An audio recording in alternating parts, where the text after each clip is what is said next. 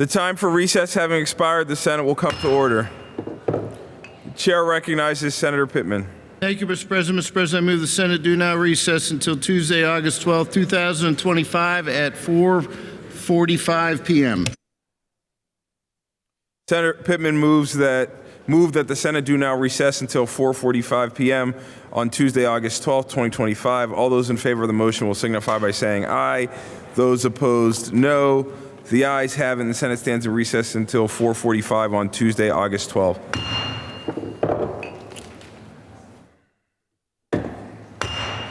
Senators will take their seats. All persons not entitled to the privilege of the floor will please be seated in the gallery. The Senate will come to order. The session will be opened with prayer. Prayer will be offered by the chaplain of the Senate. Today's chaplain is the Honorable Linda Schlegel Culver, Senator from the 27th Senatorial District. Please rise. Let us pray. Heavenly Father, we come before you with gratitude for the opportunity to serve the people of this Commonwealth. We thank you for the blessings you have given our communities and for the trust placed in each of us to work for common good. As we begin today's work, grant us wisdom to make decisions that are fair, just, and compassionate. Help us to listen with open hearts, speak with respect, and act with integrity. May our efforts here today reflect the values of service, cooperation, and care for one another. We ask for your guidance in all we do and for your protection over our Commonwealth, our nation, and those who serve in harm's way. In your name we pray, amen. Please remain standing for the Pledge of Allegiance. I pledge of allegiance to the flag of the United States of America and to the republic for which it stands, one nation, under God, indivisible, with liberty and justice for all.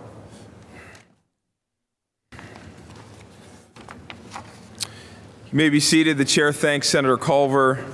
Pursuant to Senate Rule 21, the chair is giving the senators notice that a photographer from the Office of the Lieutenant Governor has been granted permission to take still photographs on the floor of the Senate session today.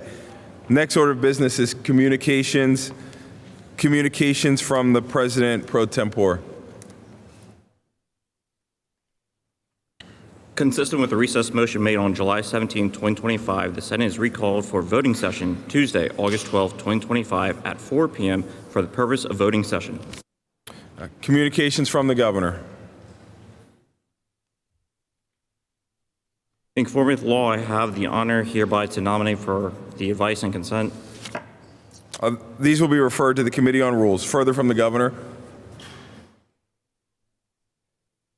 In accordance with the power and authority. These will be referred to the Committee on Rules. The chair lays before the Senate the following Senate bills entitled, numbered, and referred as follows, which clerk will read.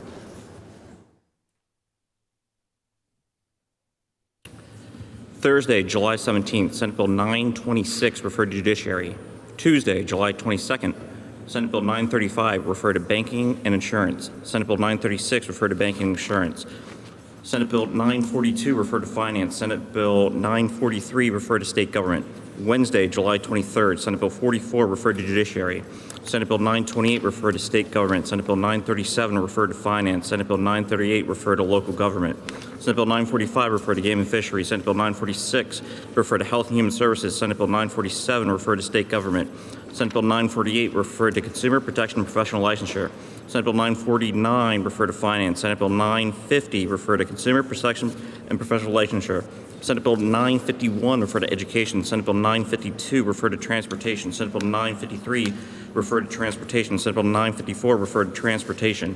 Senate Bill 958 referred to Law and Justice. Senate Bill 959 referred to Banking and Insurance. Senate Bill 960 referred to Law and Justice. Thursday, July 24th, Senate Bill 866 referred to Agricultural and Rural Affairs. Senate Bill 940 referred to State Government. Senate Bill 941 referred to Judiciary.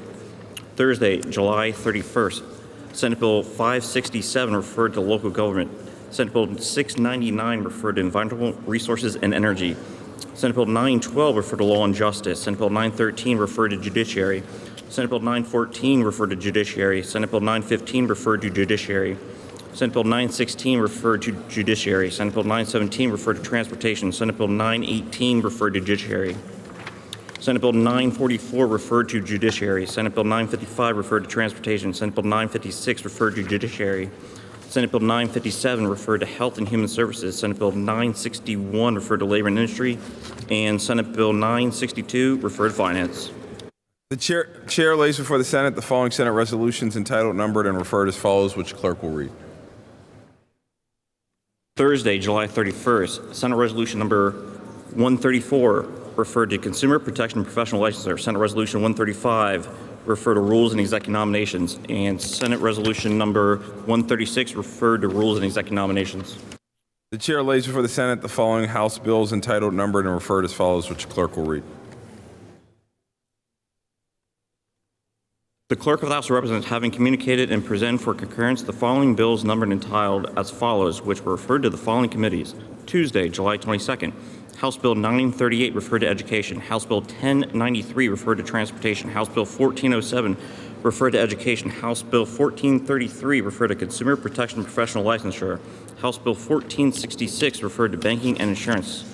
House Bill 1591 referred to Transportation. House Bill 1646 referred to Consumer Protection and Professional Licensure. Wednesday, July 23rd, House Bill 564 referred to Health and Human Services. House Bill 1299 referred to Consumer Protection and Professional Licensure. House Bill 1424 referred to Community Economic and Recreational Development. House Bill 1600 referred to Aging and Youth. House Bill 1668 referred to Finance.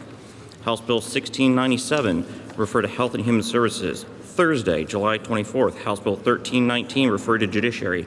Thursday, July 31st, House Bill 1573 referred to Aging and Youth. House Bill 1576 referred to Aging and Youth. And House Bill 1577 referred to Aging and Youth. The chair lays before the Senate the following report from the Department of Community and Economic Development, which the clerk will read in part. Attached, you will find the This report will be filed in the library. The chair lays before the Senate the following report from the Department of Community and Economic Development, which the clerk will read in part. attached to this email. This report will be filed in the library. The chair lays before the Senate the following report from the Department of Labor and Industry, which the clerk will read in part. On behalf of the Department of Labor and Report will be filed in the library. The chair lays before the Senate the following report from the Department of Labor and Industry, which the clerk will read in part. Apologies for the second email. This report will be filed in the library. The chair wishes to announce that the President pro tempore has made the following appointment: Senator Argel as a member of the Commission on Education and Economic Competitiveness, Senator Malone as a member of the Rural Population Revitalization Commission. The chair wishes to announce that the Minority Leader has made the following appointments: Kevin Hancock as a member of the Intergovernmental Cooperation Authority for Harrisburg, and A. Michael Pratt as a member of the Board of Trustees at Drexel University.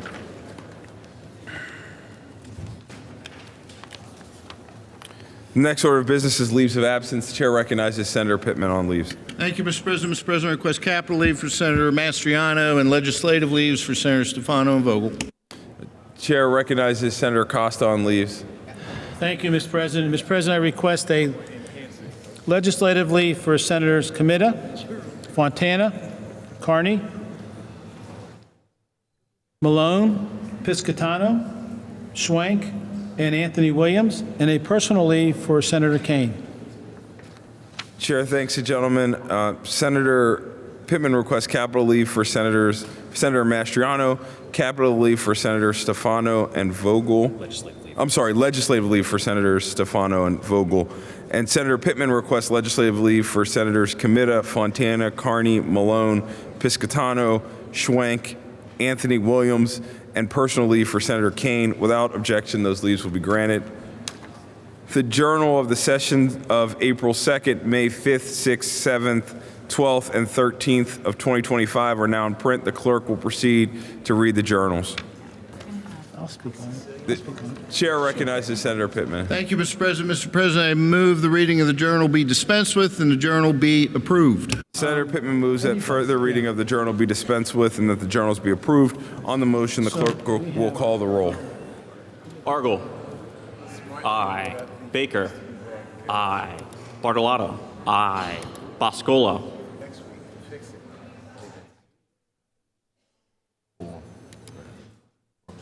Brooks. Aye. Brown. Aye. Capoletti. Aye. Coleman. Aye. Collette. Aye. Comita.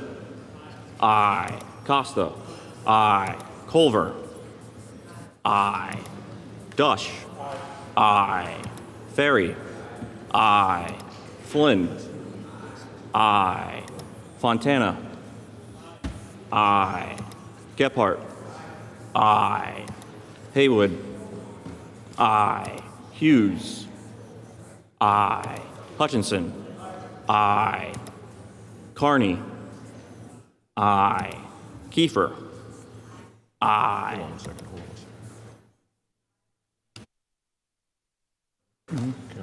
Kim. Aye. Langerholtz. Aye. Laughlin. Aye. Malone. Aye. Martin. Aye. Mastriano. Aye. Miller. Aye. Muth. Aye. Pennycook. Aye. Phillips Hill. Aye. Picozzi. Aye. Piscatana. Aye. Pittman. Aye. Robinson. Aye. Rothman. Aye.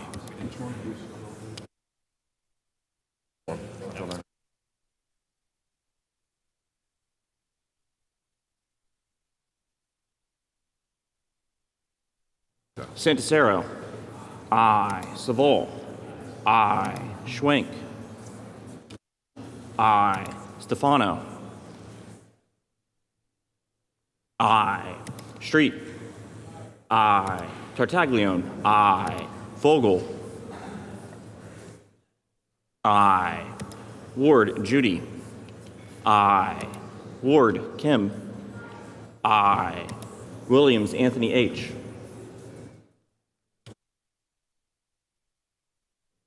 Williams, Anthony H. Aye. Williams, Lindsay. Aye. Yaw. Aye. Boscola. Aye.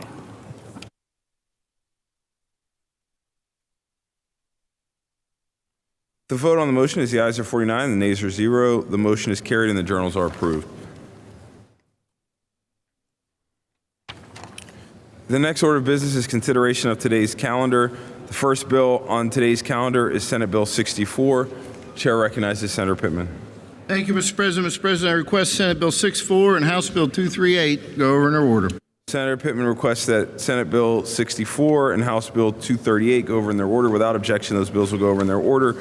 The next bill on the calendar is House Bill 257. The chair recognizes Senator Pittman to offer an amendment. Thank you, Mr. President. Mr. President, I offer Amendment A01615 and move its immediate adoption. Senator Pittman offers the following amendment and moves its immediate adoption. The clerk will read the amendment.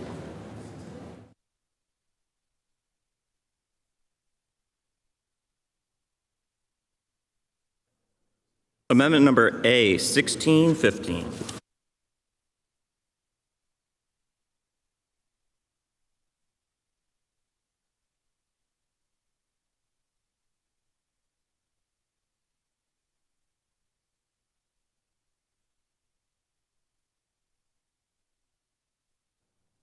On the amendment, the chair recognizes Senator Picozzi.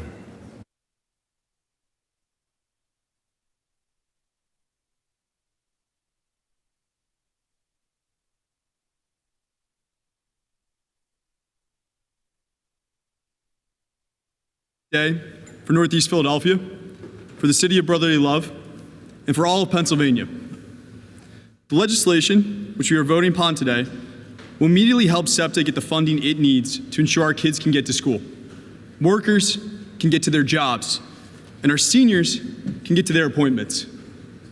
Over the next 2 years, our plan provides nearly $1.2 billion of money for Pennsylvania's transportation networks, including mass transit and roadways.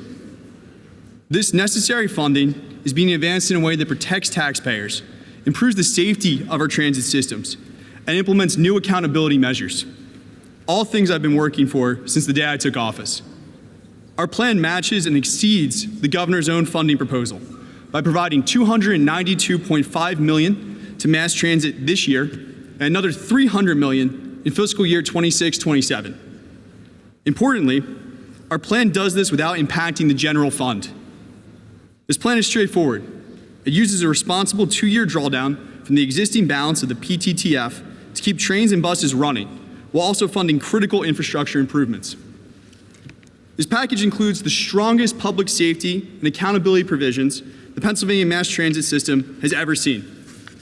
More transit police on platforms and trains, tougher penalties for dealing drugs in stations, transparent reporting so riders and taxpayers know how their money is being spent.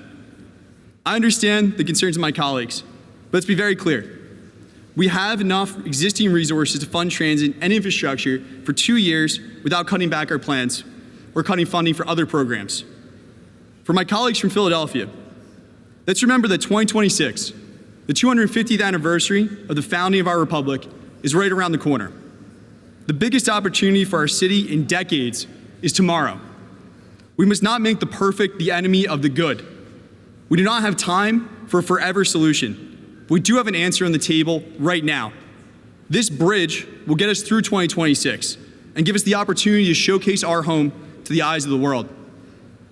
To the working parents, the seniors, the students, the veterans, the people who rely on SEPTA every single day, we are telling you that you will not be left behind. To my colleagues in both chambers, this proposal is the only viable plan that keeps service running past the August deadline. By enacting this legislation, we give ourselves the breathing room to design a better, safer, more accountable transit system for the next generation and for the 21st century. Mr. President, this moment is an opportunity to show the people of Pennsylvania that when it mattered most, we put politics aside and delivered results. Let's fund SEPTA and deliver for our homes. I urge a yes vote for my colleagues. Thank you. Chair recognizes Senator Saval on the bill. Amendment. Thank you, Mr. President. Today I rise to oppose the amendment to House Bill 257. Public transit is an essential life-sustaining service. Transit operates in every county in our Commonwealth, moving 1 million people every day to work, school, medical care, and to loved ones, and then back home again safely. Moreover, transit supports tens of thousands of jobs and drives more than $5 billion in economic activity every year. And right now, after years of underfunding, transit agencies across Pennsylvania face an existential crisis. Our state budget is nearly 6 weeks late. Nearly a third of Pennsylvania residents live in counties served by SEPTA, including my constituents, and the transit agency is mere days away from being forced to implement service cuts that will debilitate our region and harm our entire Commonwealth. My colleague from Philadelphia described what this amendment does while obfuscating what it means and its significance.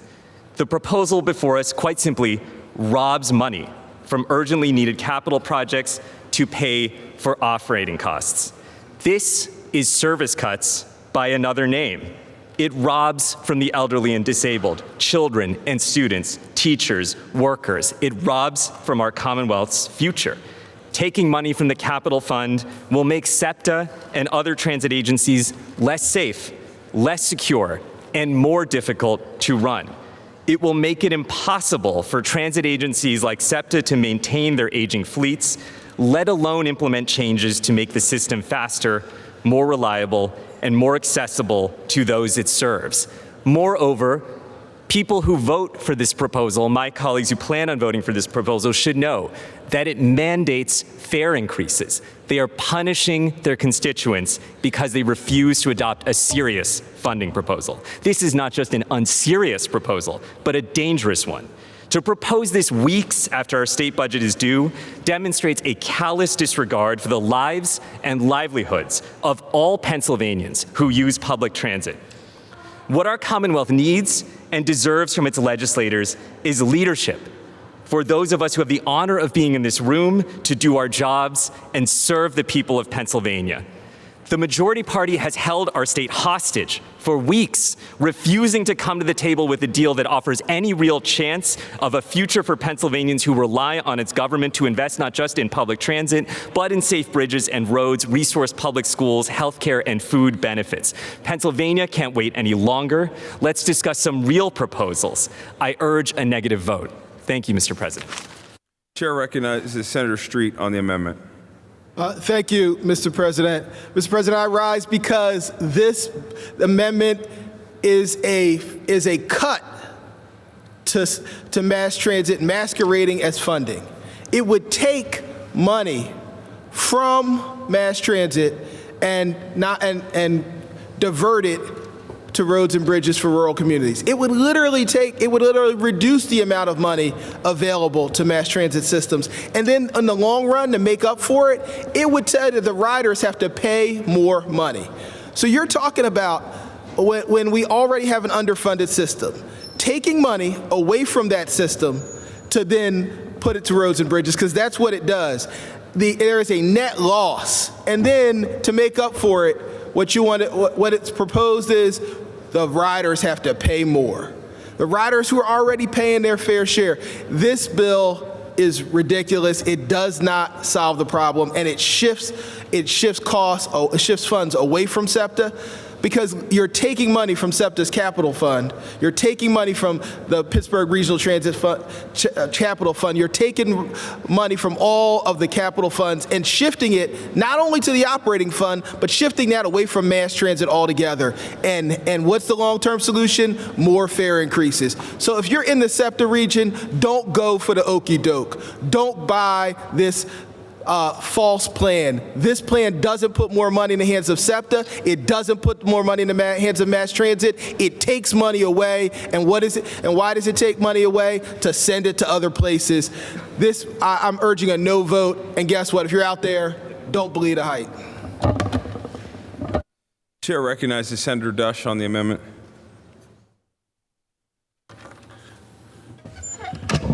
Thank you, Mr. President. Mr. President, I rise today in support of this amendment.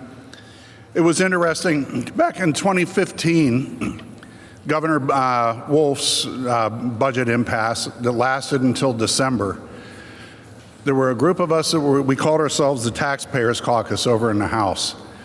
We uncovered a lot of lapsed funds, billions of dollars in money that had been allocated by the legislature, both the House and the Senate, in prior fiscal years, and that money was and still is sitting in those accounts, unspent.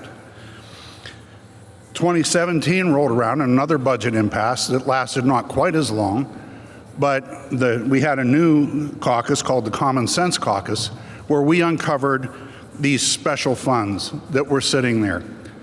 It was interesting that as we started bringing these things out, we kept hearing, that money's already allocated. It's going to the projects. Well, name the projects. Crickets. Crickets. We still haven't heard of the projects. We do know that since 2017, one of those massive funds for mass transit has been accessed only once. Meanwhile, the money in the accounts has gone from $300 million to over $1 billion, well over $1 billion.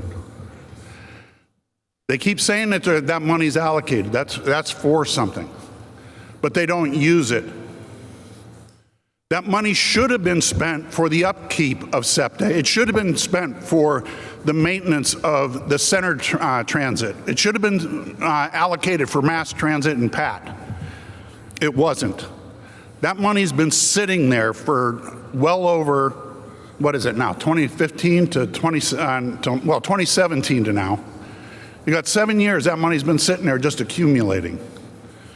So to say that we're stealing and taking money away when we are allocating that money for exactly the purpose it was meant to be used for, it's fallacious on its face. And our taxpayers who have been footing the bill for all that extra money, to have it sitting there and not allocated, they should be ticked. I know I was ticked whenever we weren't getting answers. Now that we have a few more, and I thank Senator Martin, our chairman on appropriations, for giving us the ability to start digging into this stuff. We're finally getting the transparency that we need, and we're using this money for the purpose that the legislature has allocated it for, the accumulation of that money for a long time. And to have it sitting there, I think, is unconscionable. I am grateful, since we are in this situation, that if we're going to use it, let's use the money that's already been allocated in years past. Thank you, Mr. President. Chair recognizes Senator Hughes on the amendment. Thank you, Mr. President. I just want this body to be real clear on what's in this legislation.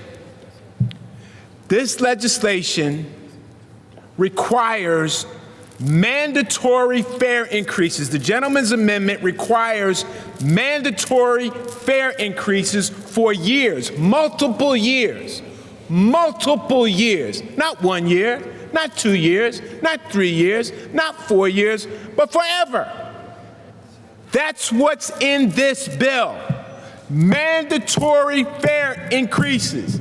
In addition to that, it takes money that is supposed to go to fix transit-related infrastructure out of, for example, SEPTA, and takes that money and puts it into rural Pennsylvania. Okay? I just want the people across Philadelphia, Bucks County, Delaware County, Chester County, Montgomery County, that if this bill becomes law, mandatory fare increases for as long as the eye can see or as long as your pocket can count. Mandatory, year after year after year after year, mandatory fare increases, and takes money designed, and I'm going to speak specifically about SEPTA, to fix transit-related infrastructure issues in the SEPTA system, takes that money out and sends it to rural Pennsylvania. This is a no vote. Chair recognizes Leader Costa on the amendment.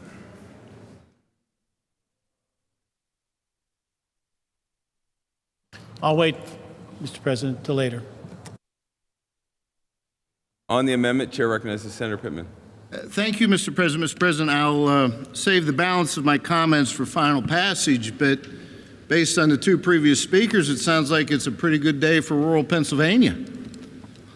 So, to the gentleman from Philadelphia who talked about how transit money, now the first gentleman from Philadelphia, who talked about how transit money is going to roads, now you know how we felt back in November when the governor absconded $153 million from road projects and put it into transit.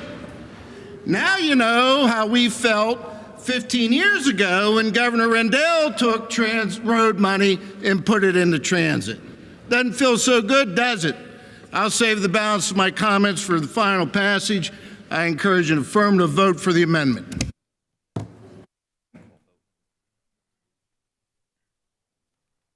On the amendment, the clerk will call the roll. Argel. Aye. Baker. Aye. Bartolotta. Aye. Boscola. No. Brooks. Aye. Brown. Aye. Capoletti. No. Coleman.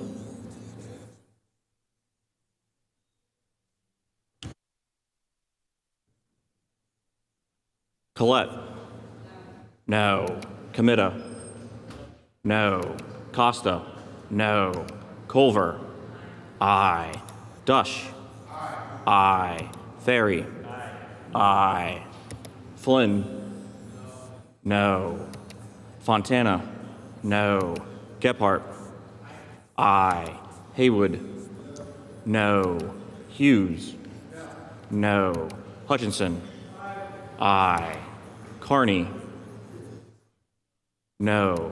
Kiefer. Aye. Kim. No. Langerholtz. Aye. Laughlin. Aye. Malone. No. Martin. Aye. Mastriano. Aye. Miller. No. Muth. No. Pennycook. Aye. Phillips Hill. Aye. Picozzi. Aye. Piscatana. No. Pittman. Aye. Robinson. Aye. Rothman. Aye. Santisero. No. Saval. No.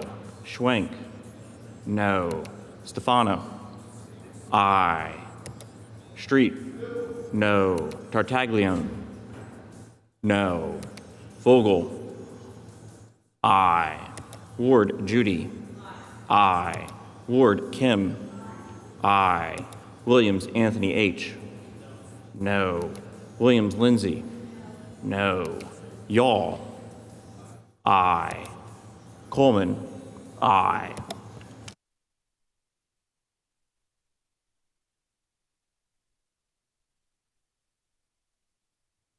The vote on the amendment is the ayes are 27 and the nays are 22. The ayes have it and the amendment is adopted.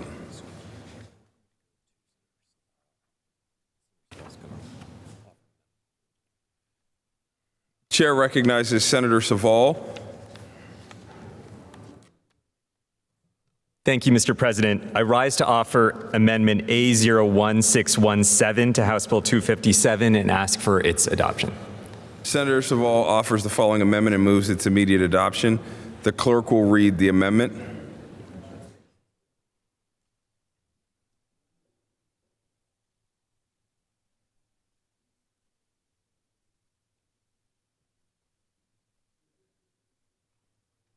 Amendment number A, 1617. On the amendment, the chair recognizes Senator Saval. Thank you, Mr. President. This amendment is simple. It is a bipartisan solution for our Commonwealth's transit and transportation needs. It mirrors language that has been passed out of the House. It offers no new taxes, but it does offer additional revenue that will fund transit, critical transportation infrastructure, adopt accountability measures that have been proposed by members of this body, and help improve and contribute to the movement of people across our Commonwealth, and I urge a positive vote. The chair thanks the gentleman. The chair recognizes Senator Pittman. Thank you, Mr. President. Mr. President, I move the amendment be laid upon the table and respectfully request the previous roll call be taken in reverse. Senator Pittman moves that the motion be laid upon the table and without objection, the previous roll call in reverse will be recorded.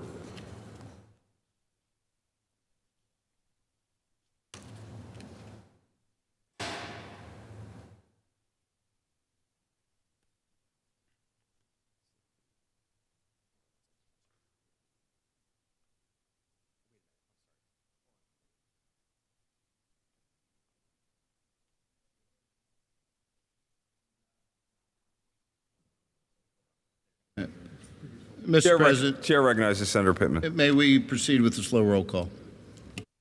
Clerk will proceed with a slow roll call. Argyle. Aye. Baker. Aye. Bartolotta. Aye. Boscola. No. Brooks. Aye. Brown. Aye. Capoletti. No. Coleman. Coleman. Aye. Collette. No. Comita. No. Costa. No. Culver. Aye. Dush. Aye. Ferry. Aye. Flynn.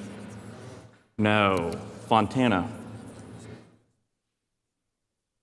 No. Gephardt.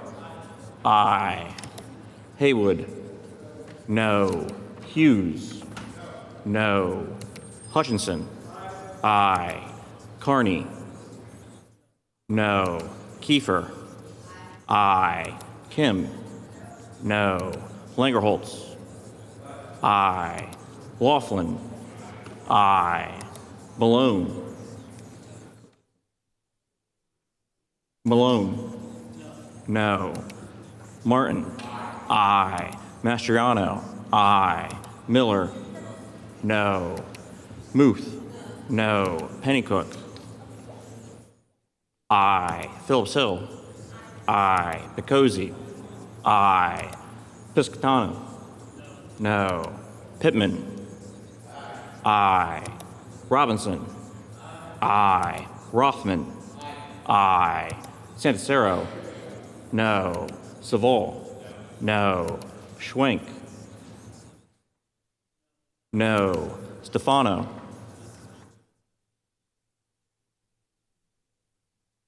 Aye. Street?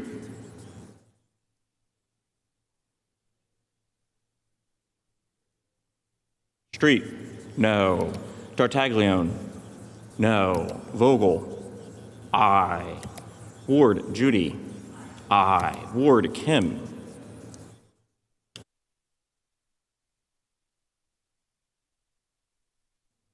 Williams, Anthony H? No. Williams, Lindsay? No. Y'all? Aye. Ward, Kim?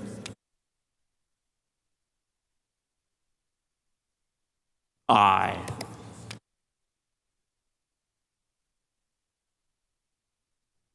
The ayes are 27, the nays are 22. The motion is, the ayes have it and the amendment is laid upon the table. The chair recognizes Senator Boscola to offer an amendment. Thank you, Mr. President. I rise to offer Amendment A01637 to House Bill 257 and ask for its adoption. Senator Boscola offers the following amendment and moves its immediate adoption. The clerk will read the amendment.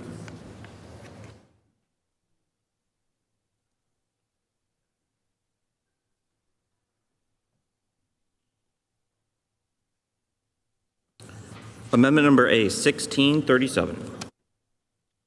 On the amendment, the chair recognizes Senator Boscola. Thank you, Mr. President. While I can appreciate all that has been said about the dire financial situation at SEPTA and PRT, the reality is that these transit systems do get the lion's share of transit funding that is meant to benefit the entire state. I cannot accept another transit funding bill that shortchanges counties like Northampton and Lehigh that have been and seen tremendous growth in the demand for public transit. My amendment is based on Senate Bill 390, introduced by myself and Senator Miller. It sets up a supplemental grant program within PennDOT to provide additional funding to counties experiencing population growth and workforce growth. This supplemental funding is critical to meeting the increasing need for sustainable public transportation outside of Philadelphia and Pittsburgh. I respectfully ask for support of this really, really great amendment. Thank you, Mr. President. On the amendment, chair recognizes Senator Pittman. Thank you, Mr. President. Mr. President, I respectfully request the amendment be laid upon the table and respectfully request the previous roll call vote be taken. Senator Pittman moves that the amendment be laid upon the table. That motion is not debatable and requests that the previous roll call be used. Without objection, the clerk will proceed to use the previous roll call.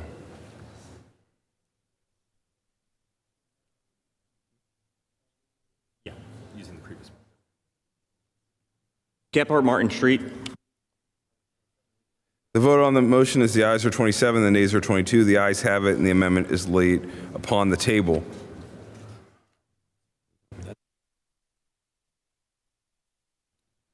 Further, on House Bill 257, the chair recognizes Senator Pittman. Thank you, Mr. President. Mr. President, I move the Senate proceed to give third consideration to House Bill 257. Senator Pittman moves that the Senate proceed to third consideration of House Bill 257 as amended. Will the Senate agree to House Bill 257 as amended? The clerk will call the roll. You may ease for a moment. Senate will briefly be at ease.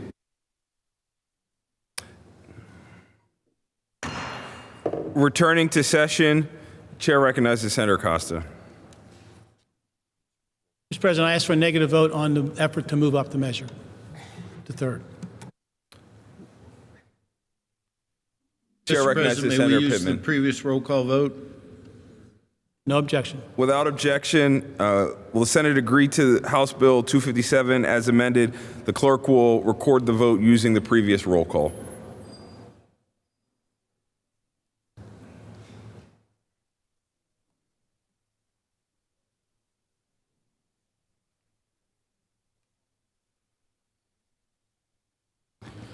Gebhardt Martin Street.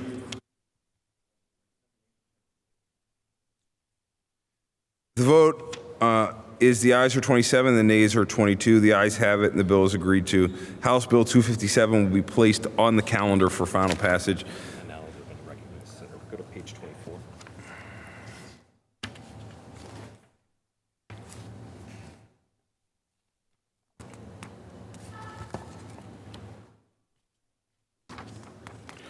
For a recess request, the chair recognizes Senator Pittman.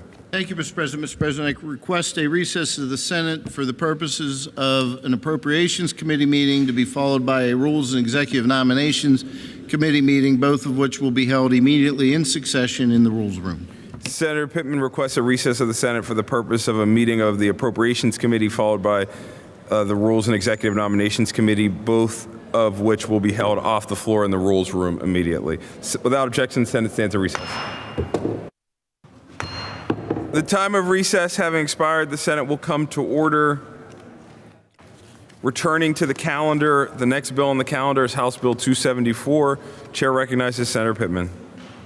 Thank you, Mr. President. Mr. President, I request House Bill 274 go over in its order. Senator Pittman requests that House Bill 274 go over in its order. Without objection, that bill will go over in its order. The next bill on the calendar is Senate Bill 381. The chair recognizes Senator Pittman to offer an amendment. Thank you, Mr. President. Mr. President, I offer Amendment A01633 and move its immediate adoption. Senator Pittman offers the following amendment and moves its immediate adoption. The clerk will read the amendment.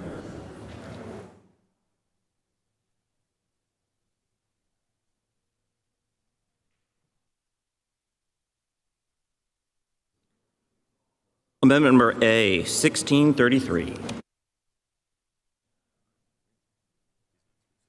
On the amendment, the clerk will call the roll.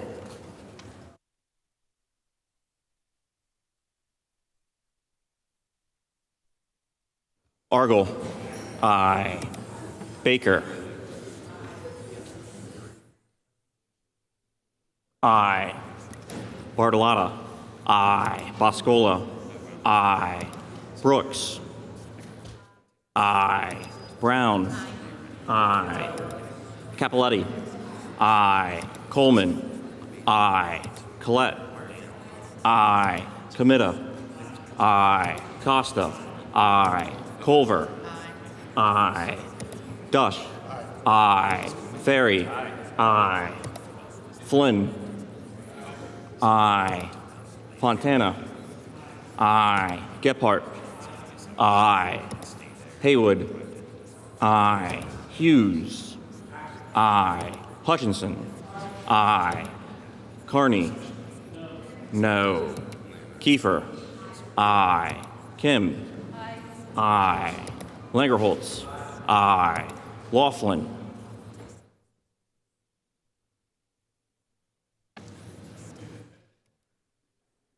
Malone. Aye. Martin. Aye. Mastriano. Aye. Miller. Aye. Muth. Aye. Are there any additional negative votes? Are there any additional negative votes? Clerk will proceed with a fast roll call. Gephardt, Picozzi, Pittman. The vote on the amendment is the ayes are 48 and the nays are 1. The ayes have it and the amendment is adopted. Further on Senate Bill 381, Chair recognizes Senator Pittman. Thank you, Mr. President. Mr. President, I move Senate Bill 381 be referred to the Committee on Appropriations. Senator Pittman moves that Senate Bill 381 be re-referred to the Committee on Appropriations. All those in favor of the motion will signify by saying aye. Those opposed, nay. The ayes have it and the motion carries. Senate Bill 381 is re-referred to the Committee on Appropriations. The next bill on the calendar is Senate Bill 432. The chair recognizes Senator Pittman. Thank you, Mr. President. Mr. President, I request all the remaining bills on today's calendar go over in their order. Senator Pittman requests that Senate Bills 432 and the remaining bills on the calendar go over in their order without objection. Those bills will go over in their order. This concludes today's calendar.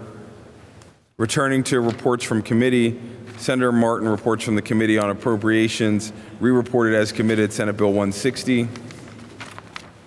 For a special order of business, the chair recognizes Senator Pittman. Thank you, Mr. President. Mr. President, special order of business, I call up supplemental calendar number 1 and ask for its immediate consideration. Senator, as a special order of business, Senator Pittman calls up supplemental calendar number 1 and asks for its immediate consideration.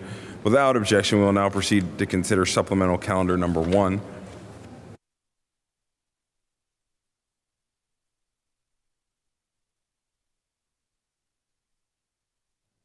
The first bill on the calendar is Senate Bill 160. Will the Senate agree to the bill? It's agreed to. This bill has been considered on 3 different days in open Senate and is now before the Senate for final passage. The question is, will the Senate finally pass this bill?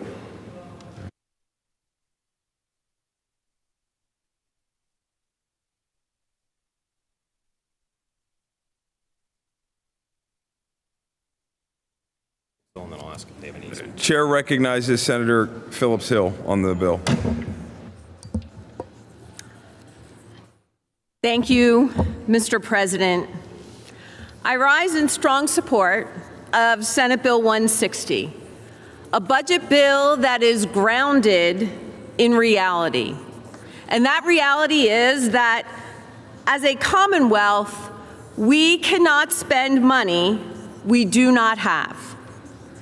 Now, I hear a lot of hyperbole when we talk about the state budget. The special interests pushing for more spending are quick to forget who signs the back of the check, and that is the hardworking taxpayers of this Commonwealth. Spending above and beyond our taxpayers' means will result in future tax hikes. The Independent Fiscal Office has sounded the alarms.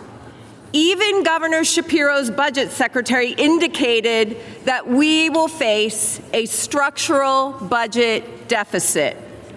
But here we are in August with groups still pushing to spend beyond our means. You would not send your child on a summer road trip across the country or the Commonwealth without ensuring that he or she has enough gas money to make it to and from home. When the governor suggested, and what our friends on the other side of the aisle, they keep pushing for, it's not based in reality. They want to send our state on a road trip only to run out of gas. This budget gets us to our destination, and it allows for more time for negotiations on a final product. Make no mistake, today's product, this budget bill, is based in reality. We've heard the governor mention a time or two that we have divided government here in Pennsylvania.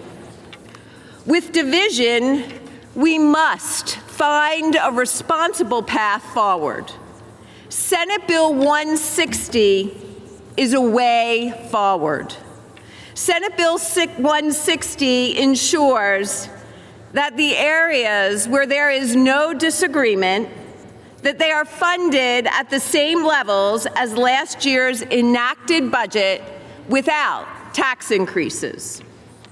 A way forward to ensure that our children returning to their classrooms in a few weeks have the resources that they need in their classrooms. It means our nonprofit organizations can continue to provide for our most vulnerable citizens. It means that counties and hospitals and nursing homes can keep delivering essential services without interruption. Our students teachers, administrators, and nonprofit staff can know that instead of a fictional world that the governor thinks that we live in, where budgets do not need to balance exist, instead, they need to know that their state senate is fighting today to deliver a product that is based in reality. We owe it to the people of this Commonwealth to pass an honest budget that meets the needs of the people in a fiscally responsible manner so that we can respect the people who pay our bills. Let's pass Senate Bill 160, which puts people over politics. I respectfully ask my colleagues for an affirmative vote on Senate Bill 160. Thank you, Mr. President. Chair recognizes Senator Ward. Thank you, Mr. President. I rise today, too, to support SB 160. It provides a statewide spending plan for the 2025-2026 fiscal year. This Commonwealth is at a significant crossroads when it comes to our financial state. The federal ARPA dollars that got us through a COVID crisis are long gone. Yet many organizations still spend like they're still going to be coming in, but they're not. Local governments, quasi-government authorities, and even our own Commonwealth budget are all experiencing a new financial reality about the structural deficit in a time when we don't have all of those ARPA dollars flooding our coffers. The budget proposal that was submitted by the governor and the House Democrats is not based on real life. The governor continuously says, I passed my budget months ago. He did. But he did it by balancing that budget on revenues that were non-existent.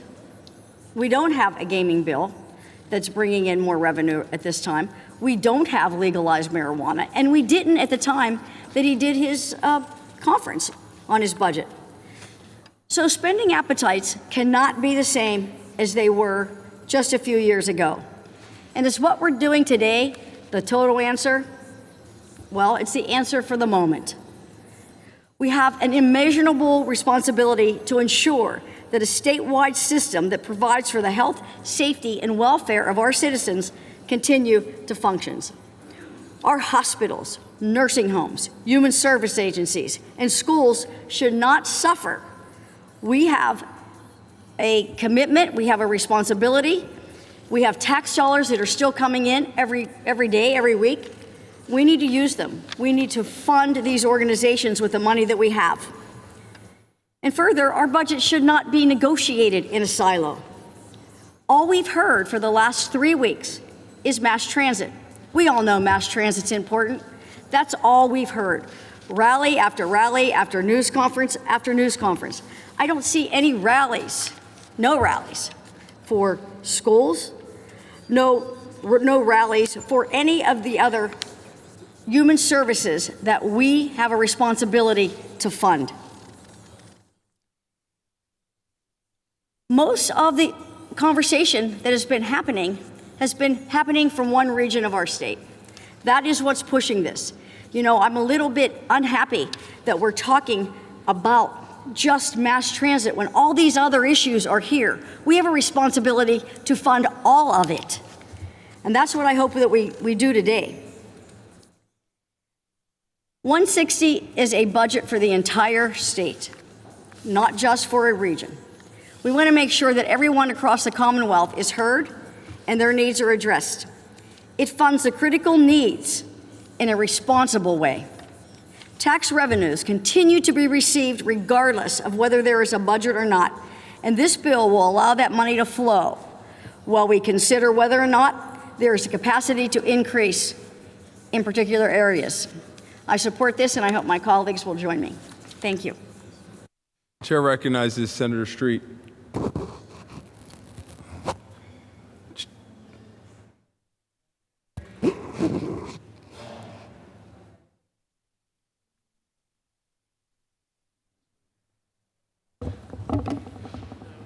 Mr. President, I rise to oppose this bill. I do because we have a commitment to the Commonwealth, to the people of the Commonwealth, to make sure that we adequately fund education. We have a commitment to make sure that we adequately fund mass transit. We have a commitment to make sure that we take care of the needs of people, and this proposal does none of that. It ignores the proposal the governor made. It does not fund our schools. It does not address the increases in education funding that have been mandated by the courts. It does not address the transit needs that are desperately needed. It is not a real solution, and we should vote no. We need to address the issues of people. We need to pass. The House has sent us 5 bills that do that. It is imperative that we do what the House did and address the needs of the people and pass one of those bills or a measure of our own that does the same, not this. I urge a no vote. Chair thanks the gentleman. Chair recognizes Senator Martin on the bill. Thank you, Mr. President. You know, I think back to February when the governor proposed his budget and a 7.5% increase, and it really started to set a tone throughout our appropriations hearings, really looking at what direction this Commonwealth was going to go. And I sit back and wonder when people wonder, well, why this delay? Why the delay in passing a budget? And I keep coming back to the point, Mr. President, that math is math. For anyone watching and anyone listening, the Commonwealth of Pennsylvania is projected to take in about $47 billion of revenue from the hardworking people of Pennsylvania. $47 billion. Now, right off the bat, it's important to realize that close to $2 billion of that amount is going to go right back out the door in the form of tax refunds that has grown over the last few years. So now we're talking about $45 billion of revenue for the Commonwealth to spend. In these negotiations, and what we have seen is despite us bringing in $45 billion of revenue, we have a House of Representatives that wants to spend $50.5 billion, and we have a governor who wants to spend $51.5 billion. Right off the bat, we are looking at a difference of $5.5 billion between what we're taking in available spending money and what the House Democrats want to spend. What we're looking at is a difference of $45 billion that the hardworking people of Pennsylvania are giving us and the $51.5 billion that the governor wants to spend. $6.5 billion. Now, it's okay for people to want to be honest and say they want to spend more money. What's disingenuous is for people not to be able to say how they're going to close that gap between money coming in and money going out the door. And I'll have a simple news flash for everyone. You can add up the money that the governor proposed for games of skill. You can add up the money that the governor proposed to go for adult use marijuana. And that is absolutely a tiny bit fraction when you're talking about a $5.5 to $6.5 billion structural deficit. What complicates this even more, and what people need to realize what are some of these pressure points, is that when we know that there's over $1 billion of money that's been previously allocated in prior year budgets that still hasn't been spent, that they refuse to turn back over to the people's elected representatives to reappropriate, when you talk about potentially another $500 million sitting in special funds accounts, which you're going to hear more about in the transit debate, why do we have to go back to the people of Pennsylvania and say, you got to give us more in other forms of taxes when the Commonwealth of Pennsylvania is sitting on money that it does not spend? So when people ask, why are we at this point right now? These are just some of the reasons. When you add into that our public K through 12 school enrollment is down 6% since 2020, and in some individual cases over 20% in some school districts. When you add the fact that just since we debated a bill last year, that public enrollment's declined another 17,000 and is projected to go down another 5% by 2030 and another 17% by 2035. That's why this is taking so long. However, and I can firmly say this, Mr. President, as a former county commissioner who went through, I believe it was Governor Wolf's first budget that went to almost December or January of that year, we also understand as a caucus the impact that it has on some of our partners in human services, some of our school districts, some of our nonprofit partners that actually help provide services. And it's important as this drags on that money is flowing to them. So this budget is looking to get money out the door to all those partners. But make no mistake about it, this budget also is trying to really level up the difference between what we're bringing in terms of tax revenue and what we're spending. And just with this budget alone, it will reduce that structural imbalance by over $1 billion, but we still have much work to do.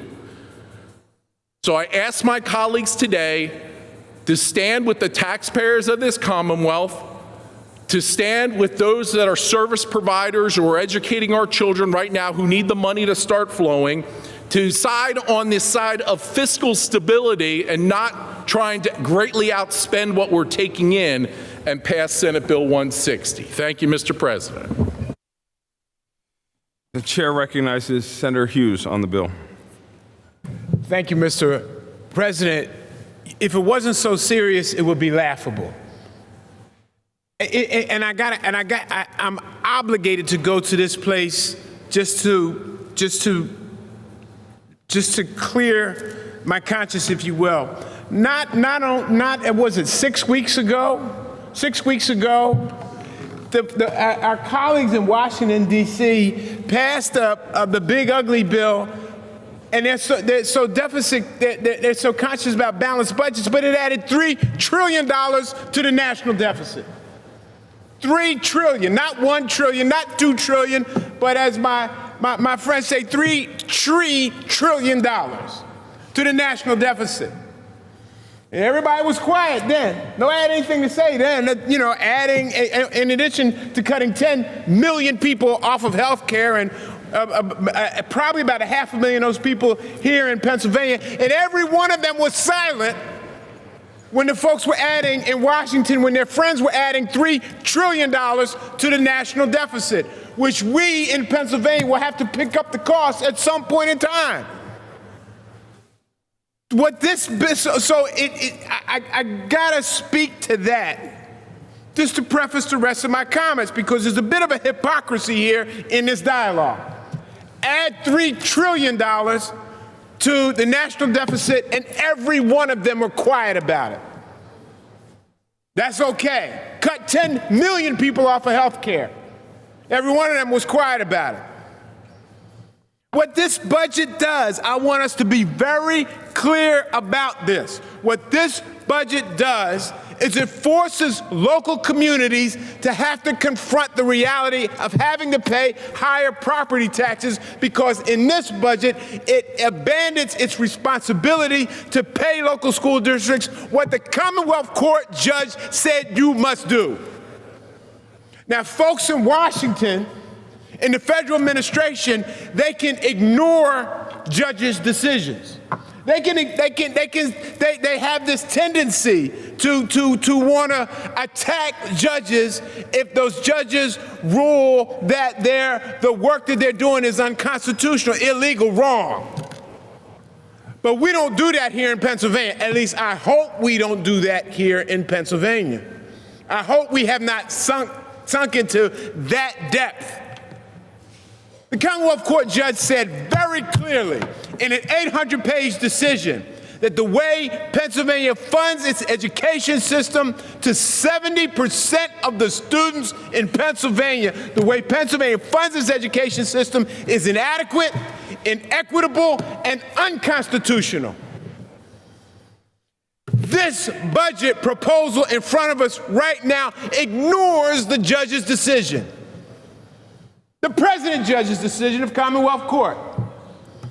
That's who wrote it in an 800-page decision. Now, I didn't go to law school, but all my lawyer friends tell me that if a judge writes a decision with that kind of depth, that kind of clarity, that intensity, after years and years of work and years of research and everything that goes along with it, that it means something.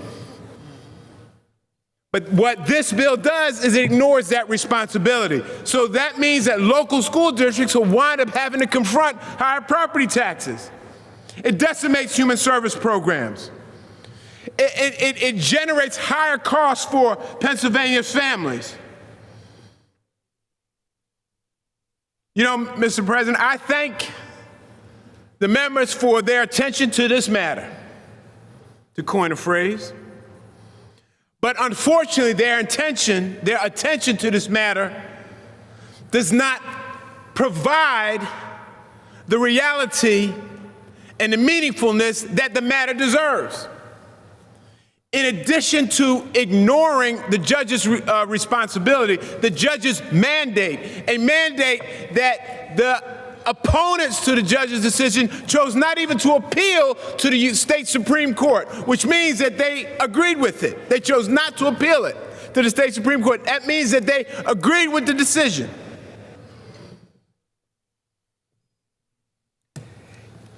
Ignoring the responsibility of the citizens of Pennsylvania, ignoring the judge's decision, and very easily forgetting about another reality that exists in Pennsylvania.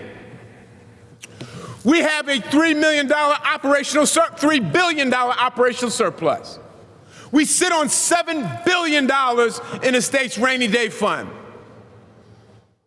If the crisis that exists so much in Pennsylvania, we need to make sure that we're utilizing those available dollars to deal with the interests and the needs of the people of the Commonwealth of Pennsylvania, not, as this budget will do, force increases in local property taxes to address the deficiencies that will come with this budget as it relates to education funding, as it relates to health and human service funding.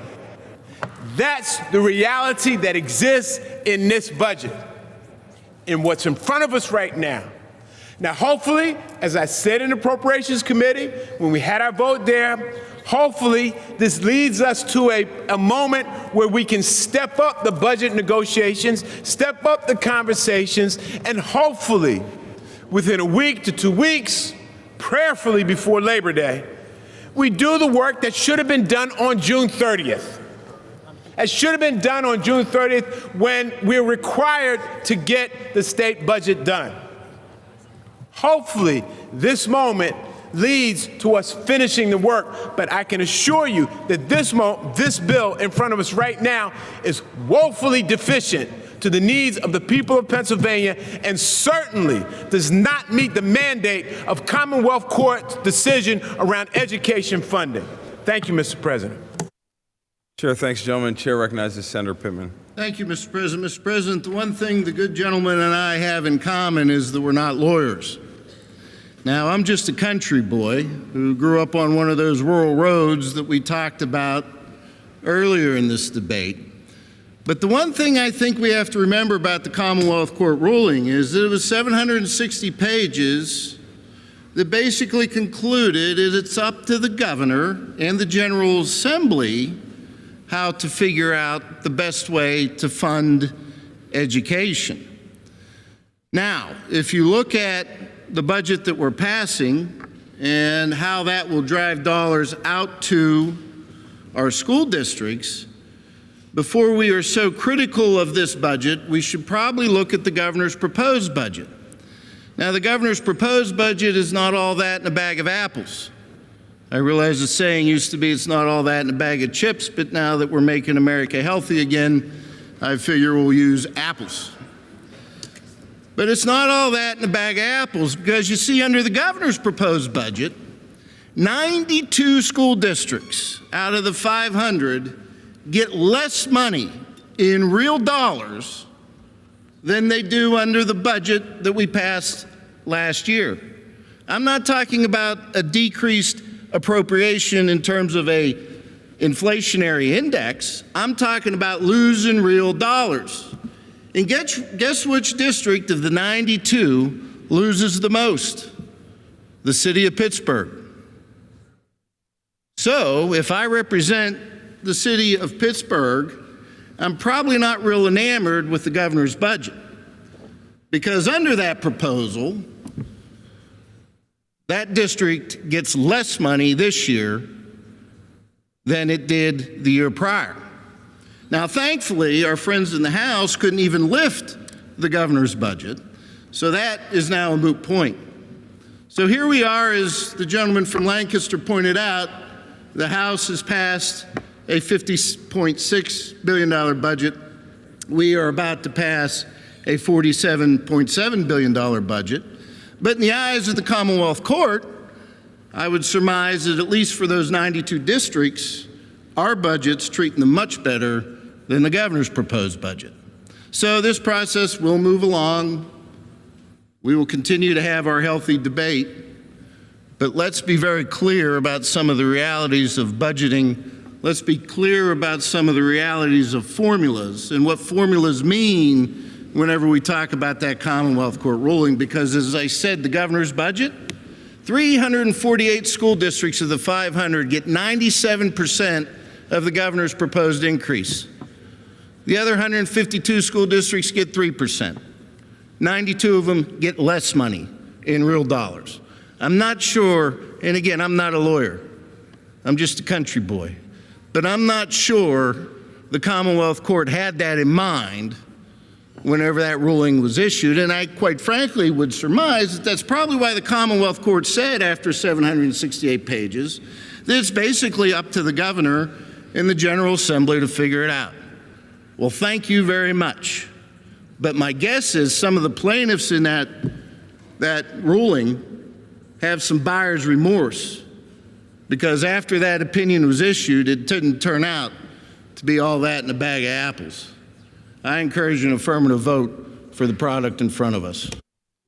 Chair recognizes Senator Costa on the bill. Thank you very much, Mr. President. I wasn't intending to speak on final passage here, but given that a couple things are invoked with respect to myself. One, I am a lawyer, and I do respect what our courts have the rulings of our courts, particularly in this particular case, the precedent-setting case that it put forth, and how it has addressed some of the most problematic funding formulas we had in the past, which was deemed to be unconstitutional, and we went through steps to be able to fix it.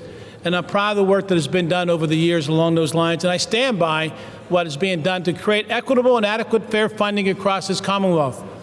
I also stand here as a representative of the city of Pittsburgh and working closely with our school district. And I'm comfortable working closely with my colleagues, both on the House Democratic side and the governor's office, to make certain that we advance and advocate for the resources for that city of Pittsburgh, since they were mentioned. But at the end of the day, we are a Commonwealth, and it's our obligation to make certain that we provide resources to all our school districts in a fair and equitable way. And that's what that court decision said, and that's what the Funding Education Committee came out with when they made their ruling. I know you all didn't agree with the formula and all those things that took place with that, but it passed, and it passed with the different chambers supporting it along with the governor's office. At the end of the day, we have an obligation to educate our kids, as was indicated. But let's talk about some of the other things that we haven't talked a little bit about that we've been trying to do to be able to help our school districts, in particular the city of Pittsburgh. We've been talking about advocating, and we've been advocating for charter school reforms for quite a long time. There's one thing right there that would be very beneficial along those lines, particularly as it relates to cyber charter schools, for example. These are some of the things that we're going to continue to advocate to bring special relief to cities like the city of Pittsburgh with regard to what's being done. What's most frustrating to us here is that now we are 7 weeks removed from June 30th. More importantly, we are 5 weeks or so, several more than 5 weeks removed from when the governor's budget that passed, the governor's agreed to budget at that point in time, and working with Democrats and the governor's office, presented a $50.6 billion budget that the House passed. And it came over here and immediately was stripped out with no alternative plan in place. no plan to be able to recommend what we should do with respect to spending. Now we find ourselves here on August 12th trying to put together, shoehorn a budget through this General Assembly. That's not going to happen, by the way. We know where our House Democrats stand. We know where our governor stands. This is just an exercise in futility. And we don't understand why it took us this many weeks to be able to get to this point in time. At the end of the day, it doesn't address funding for education. It doesn't address funding for human service programmings. And some of the folks who talked a little bit about those providers that aren't getting their money, guess what? They're not going to be able to handle what's coming to them as we deal with some of the things that Senator Hughes talked about as it relates to the programming that's being cut across this country and across this Commonwealth with respect to the federal activities. We had a job to do. We should have did it many, many weeks ago, but we weren't able to do that. It's now incumbent upon us to reject what we have in front of us and get back to the table and put together a strong negotiating team that's going to allow us the opportunity to find that common ground, to find the sweet spot between the 50.6 that was referenced and some number between 47 or 48. Let's get together and resolve it that way, and let's do the things we are supposed to do here in Pennsylvania. My colleague talked about increases in property taxes. That's going to happen in your school districts, because they all were banking on receiving additional money, at least some portion of the basic education amount. This was the $75 million. Or they were banking on receiving part of the 526, or some of the $40 million the governor proposed for special education.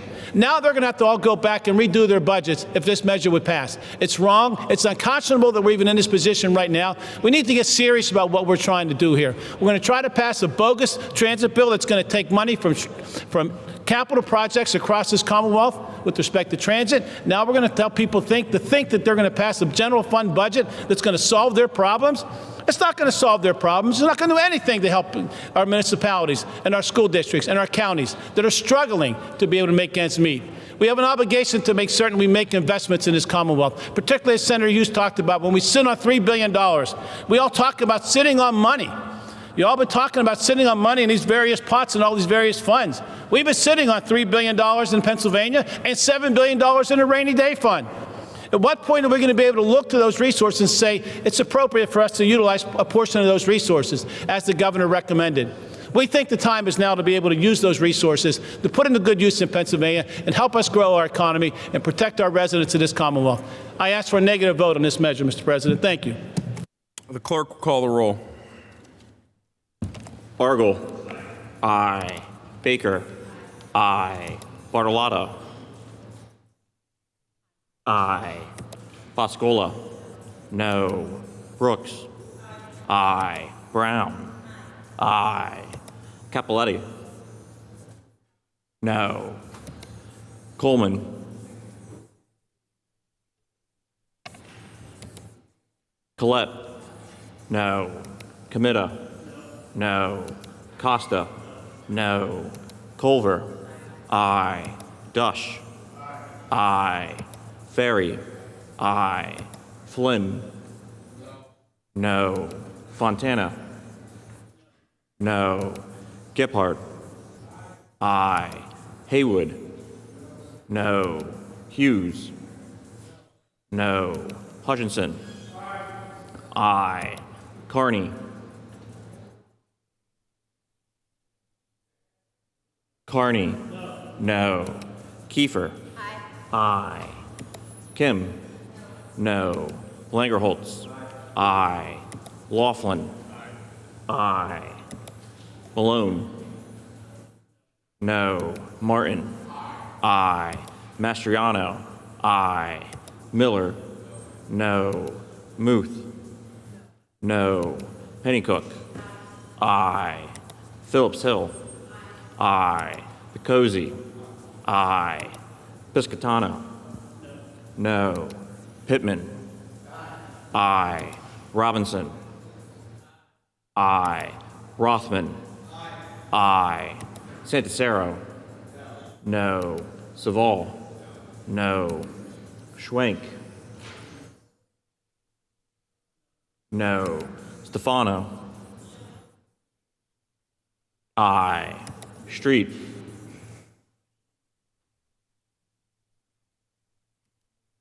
Tartaglione. No. Vogel. Aye. Ward Judy. Aye. Ward Kim. Aye. Williams Anthony H. No. Williams, Lindsay. No. Y'all. Aye. Coleman. Aye. Street.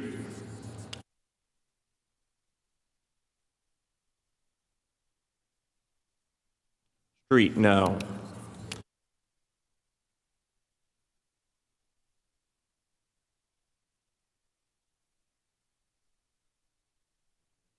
The vote on the final passage is the ayes are 27, the nays are 22. This bill has been passed by the Senate and will be sent to the House of Representatives for its concurrence. This concludes supplemental calendar number 1. Chair recognizes Senator Pittman. Thank you, Mr. President. Mr. President, I call up supplemental calendar number 2, notwithstanding the provisions of Rule 12. I move the Senate proceed to consider House Bill 257 on supplemental calendar number 2. Senator Pittman, without objection, calls up supplemental calendar number 2 and moves that, notwithstanding the provisions President, will you use for a moment? Senate will briefly be at ease.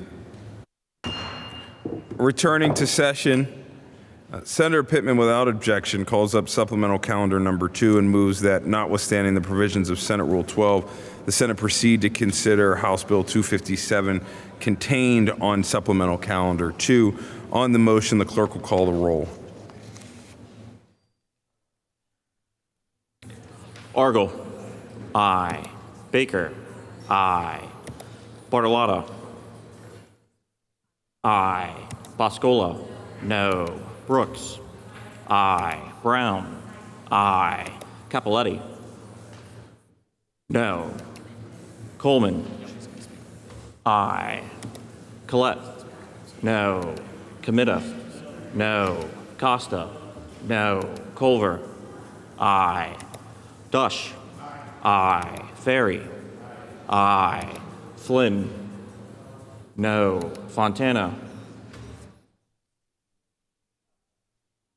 No. Gephardt. Aye. Haywood. No. Hughes. No. Hutchinson. Aye. Carney.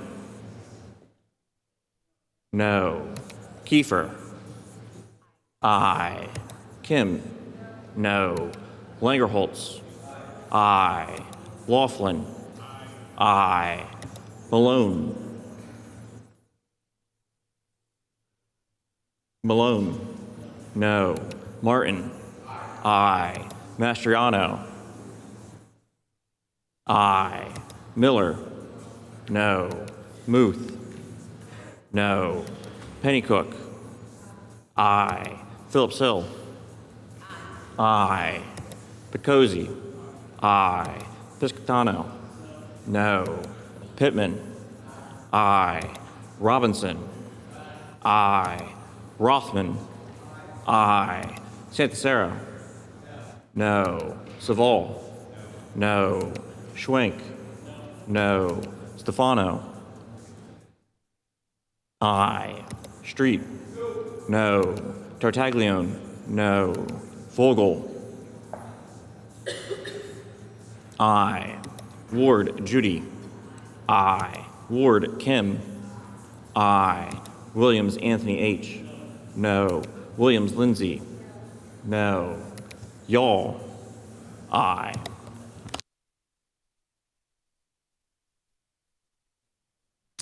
On the vote, the ayes are 27, the nays are 22. The motion carries. We'll now proceed to the consideration of supplemental calendar number 2. First bill on the calendar is House Bill 257. This bill has been considered on 3 different days in open Senate and is now before the Senate for final passage. The question is, will the Senate finally pass this bill? Chair recognizes Senator Baker. Thank you, Mr. President. I want to acknowledge the persistence and diligence of Majority Leader Joe Pittman, Chair of Transportation Judy Ward, their staffs for forging the package presented for us today. At least under standard definitions of negotiating, one must give something to obtain something. That is in the spirit of compromise and the key to actual problem solving.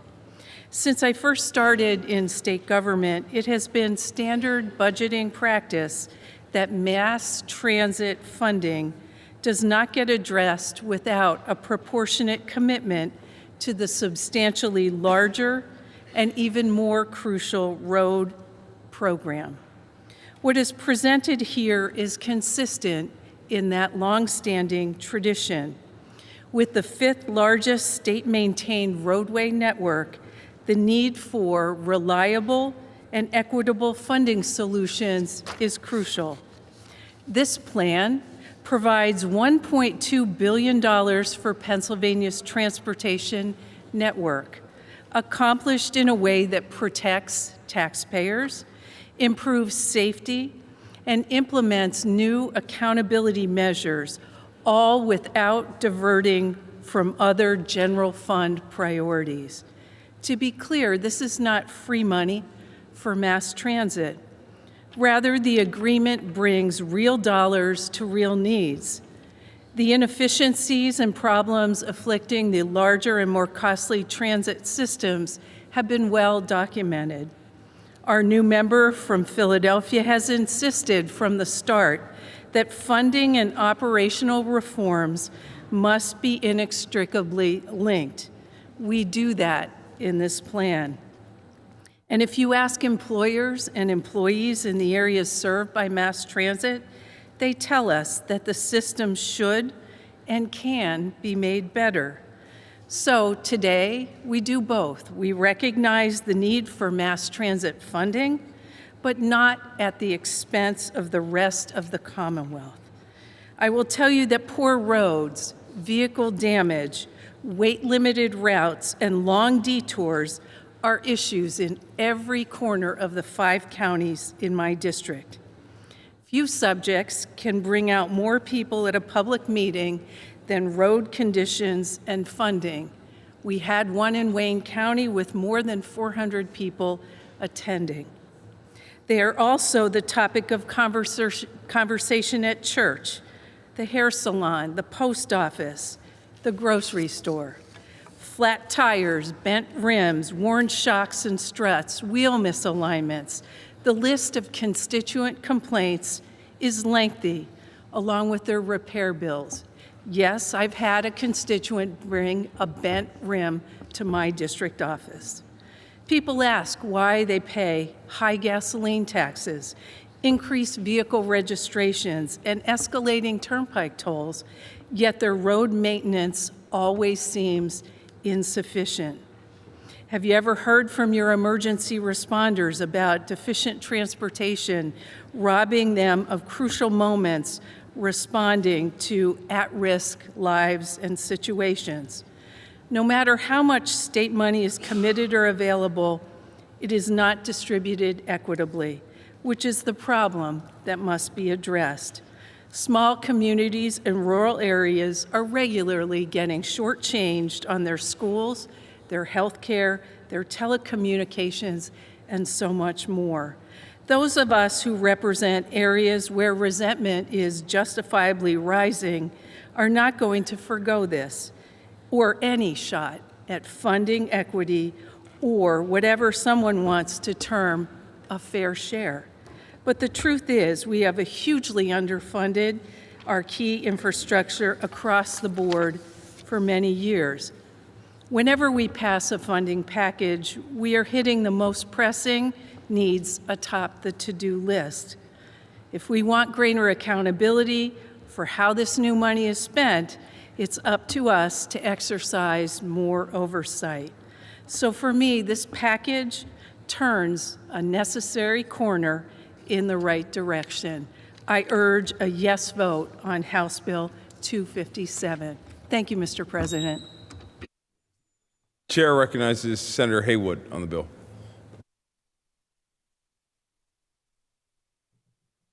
Thank you, Mr. President. I know in the conversation with respect to the amendment, there was quite a amount of disagreement about the utilization of funds in mass transit for roads. And I appreciate that there's disagreements amongst members of this body. However, unfortunately, we did hear a comment that said, "Now you know how it feels." And it was mentioned about what happened 15 years ago under the Rendell administration and last year under Governor Shapiro. Some members appear to show support for this comment. However, I want to share that I do not believe that this Senate should operate under any kind of approach of, now you know how it feels. We cannot devolve to revenge legislation. We cannot devolve to revenge negotiation. And so I encourage all members, whether they disagree or agree with the legislation that has been proposed, that we don't get to the point where we say such comments as I have shared. Thank you, Mr. President. Chair recognizes Senator Pennycook on the bill.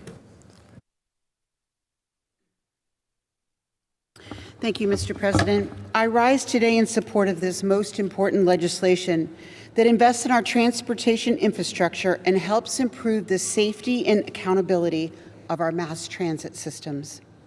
Pennsylvania's commitment to transit is a long one, and it's very strong.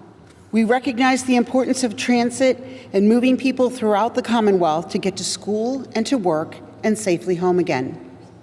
In the Southeast, SEPTA provides a valuable service getting people from our 5-county region to and from Philadelphia and between counties. Over the last several weeks, I've been hearing from residents who have expressed concerns about funding SEPTA.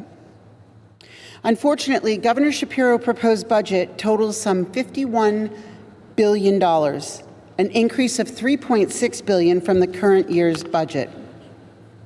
We simply cannot afford this proposal, and as we all know, unlike the federal government, we must balance our budget. I think it's important to point out that Pennsylvania is the 4th highest in the nation in providing financial support to our statewide transit systems, and that each year the state provides roughly $1.5 billion to SEPTA alone. And just like SEPTA is facing a budget deficit, so is the Commonwealth. In fact, the Independent Fiscal Office says we're facing a $3.5 billion deficit. So as we work on this budget, we must consider not only SEPTA funding, but additional resources for our roads. We must address educational funding and resources for our critical human services programs. Today's legislation not only provides help to SEPTA now, it does so without raising taxes or taking money from sales tax revenue that is designed to help seniors and veterans, among other groups. Over the next 2 years, the plan provides nearly $1.2 billion of new money for Pennsylvania's transportation network, including mass transit and roadways. Let me repeat that, mass transit and roadways. This funding will come from the Public Transportation Trust Fund, which currently has a balance of $2.4 billion. Our proposal to draw money from this account for mass transit and road projects for the next 2 years will not jeopardize a single capital project. In response to concerns raised earlier, this fund was created specifically to benefit public transportation in the Commonwealth. PennDOT's own regulations provide for transit agencies to reallocate trust fund money to sustain their operations. With that said, it's curious that PennDOT did not ask SEPTA to do this rather than letting the system reach a brink of collapse. In addition, the bill we're voting on today also addresses accountability and safety, including critical reforms such as reauthorizing the special prosecutor for crimes on SEPTA and increasing penalties for assault against SEPTA personnel. Mr. President, this bill provides much-needed funding to mass transit and our roadways. It holds our transit agencies accountable and enhances the safety of our traveling public. I urge a yes vote on this legislation. Thank you, Mr. President. Chair thanks the gentlelady. Chair recognizes Senator Street. Mr. President, I rise to oppose this measure. When a system is hurting, you don't take more money away.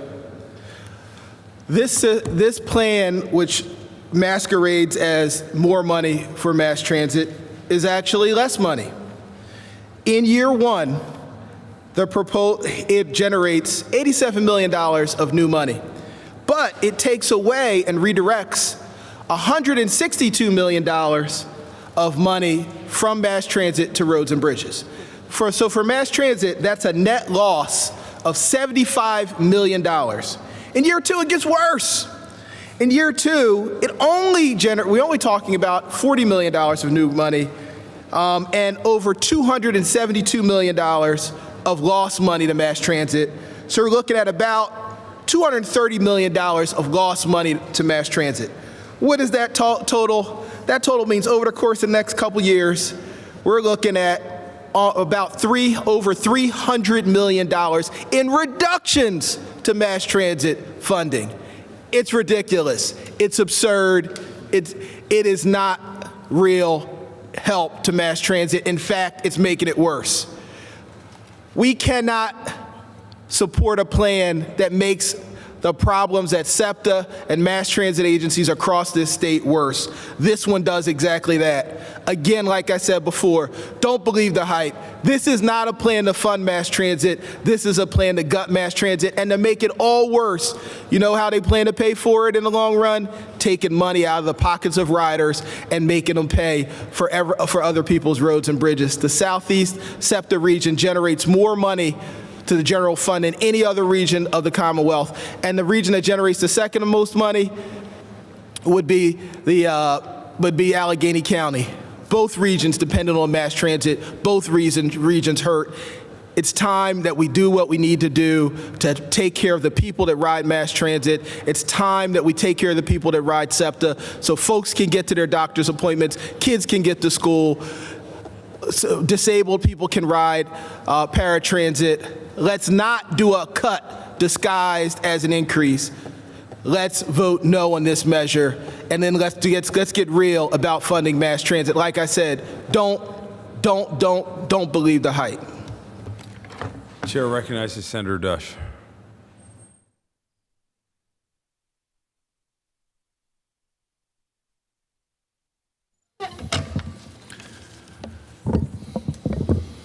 Thank you, Mr. President. Mr. President, I rise again today to support House Bill 257 as amended.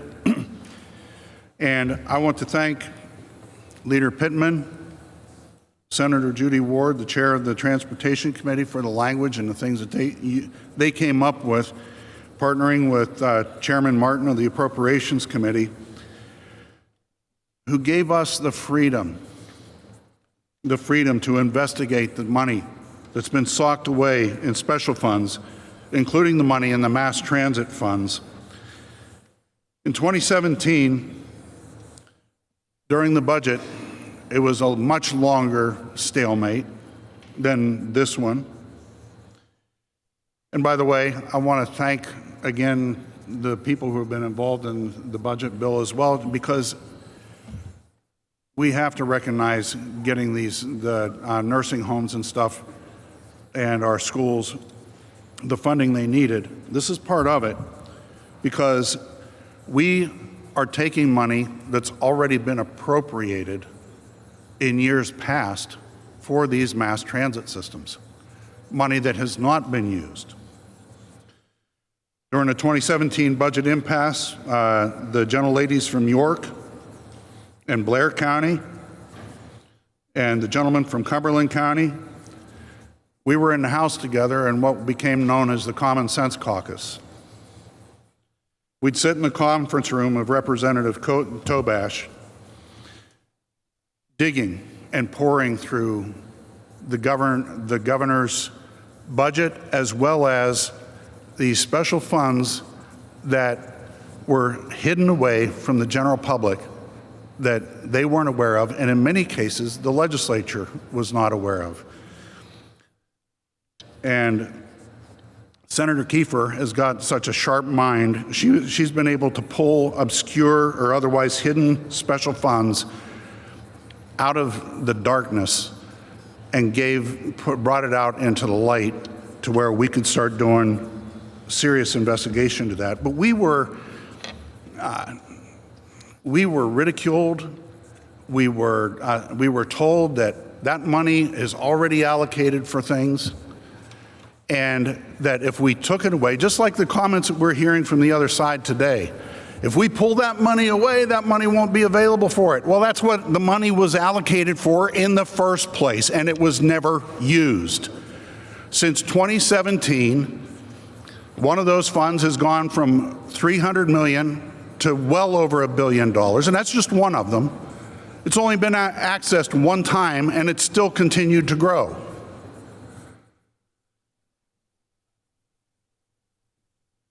Having that money that's sitting there, and it should have been spent for the maintenance of SEPTA, for the center transit, for ATA up in the northern tier, for PAT transit, the fact that that hasn't been allocated and used for those purposes, every taxpayer in those districts, every rider of those mass transit system should be fired up.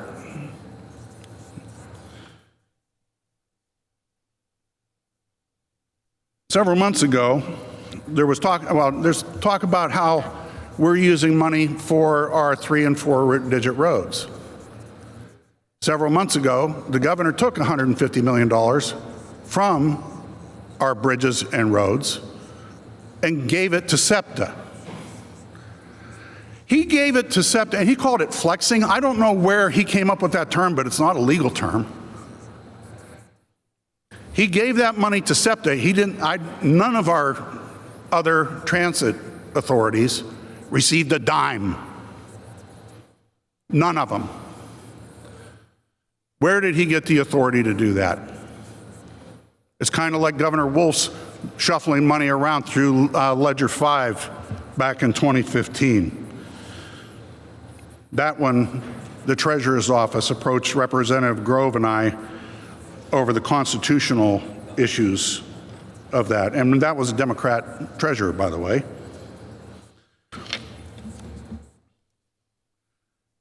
When it comes to those 3- and 4-digit roads, those things are serious axle busters. You can ask my ATA maintenance people, my transit authority maintenance people, what those axle busters are doing to their maintenance on their vehicles.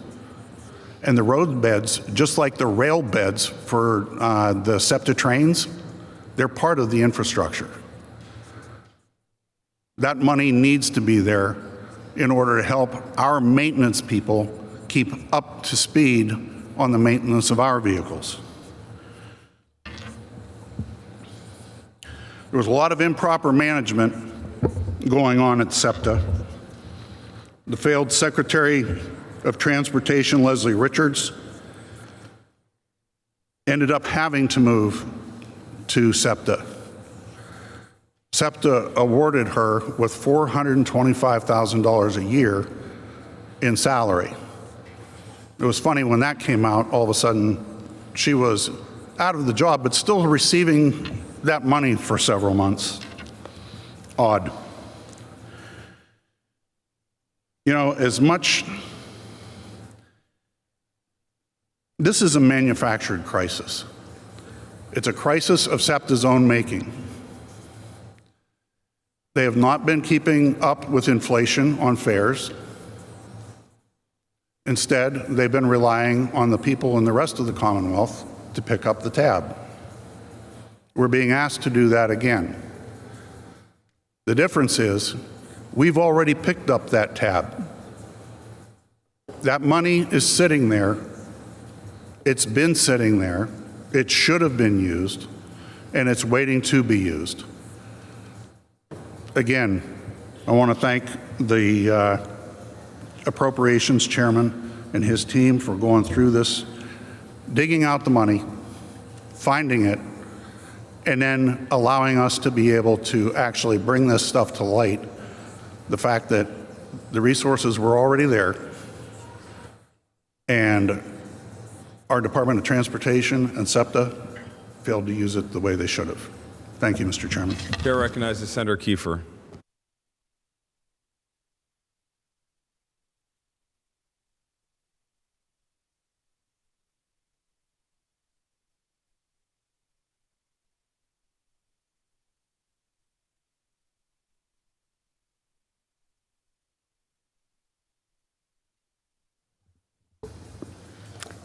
Thank you, Mr. President.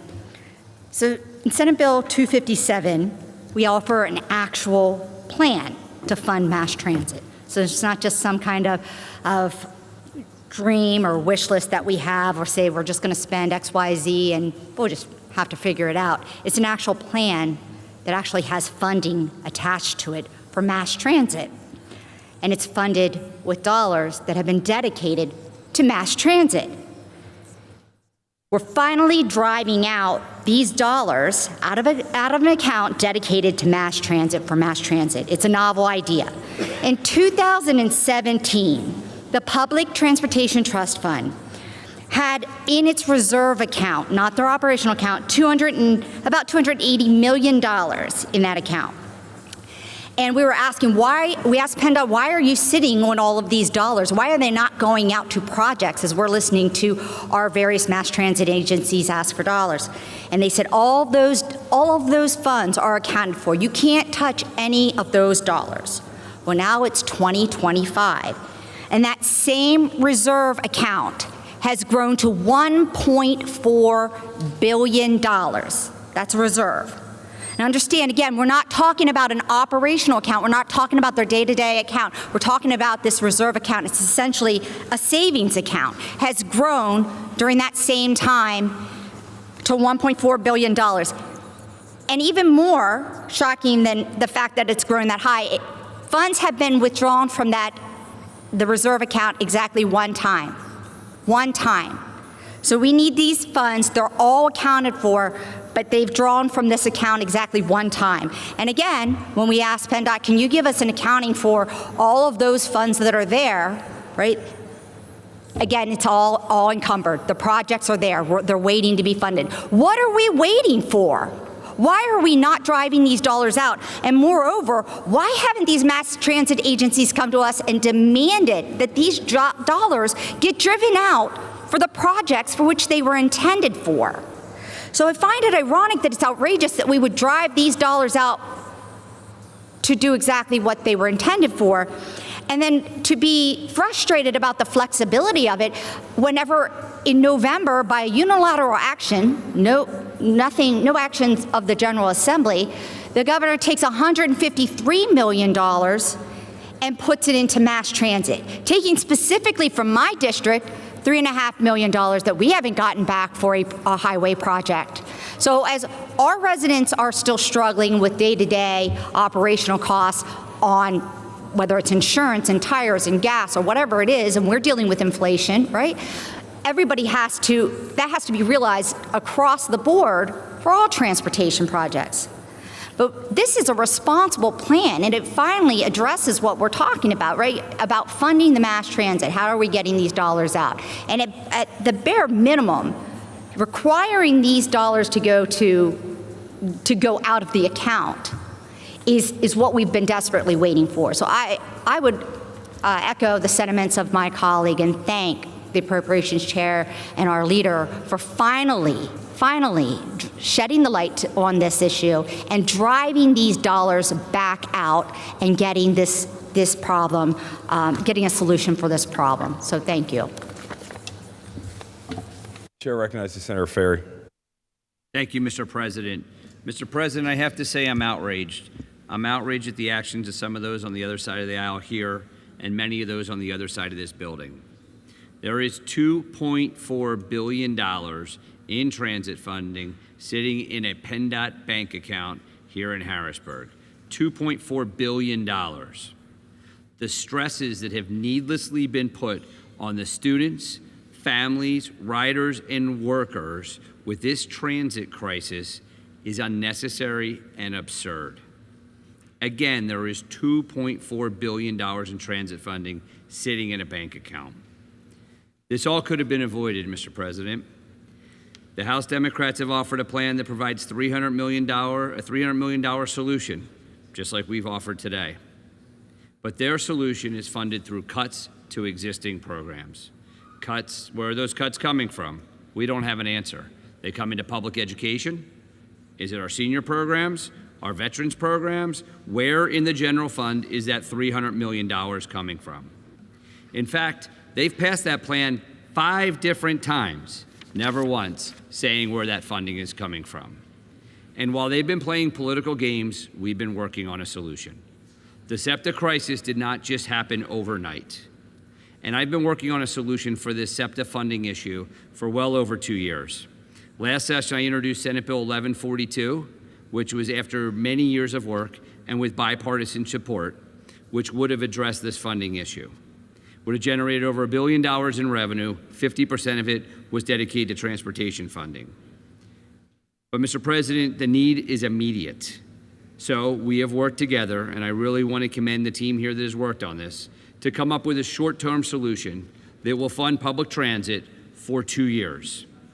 That funding is transferring approximately $300 million from each of the next 2 years out of that $2.4 billion in transit funding that's sitting in a bank account here in Harrisburg to fund transit agencies across this Commonwealth while not raiding the state's general fund, which is in a structural deficit, just like SEPTA. Transit funds that are sitting in this bank account could actually be readily available to our transit agencies today. So what do we need moving forward? We're moving towards passing this solution now, as we are here in this chamber. The House majority can come back into Harrisburg, vote on this bill tomorrow, send it to the governor can sign it, and then the funds will be available. It is also important to note, Mr. President, that this also transfers $300 million to road projects throughout this Commonwealth, while again, not raiding the general fund. It puts in place accountability for SEPTA, including new audits, oversights, and also an allowance for them to generate additional revenue from new advertising options, which is a piece of legislation I drafted earlier this year. It also provides solutions that will increase safety to transit workers and commuters.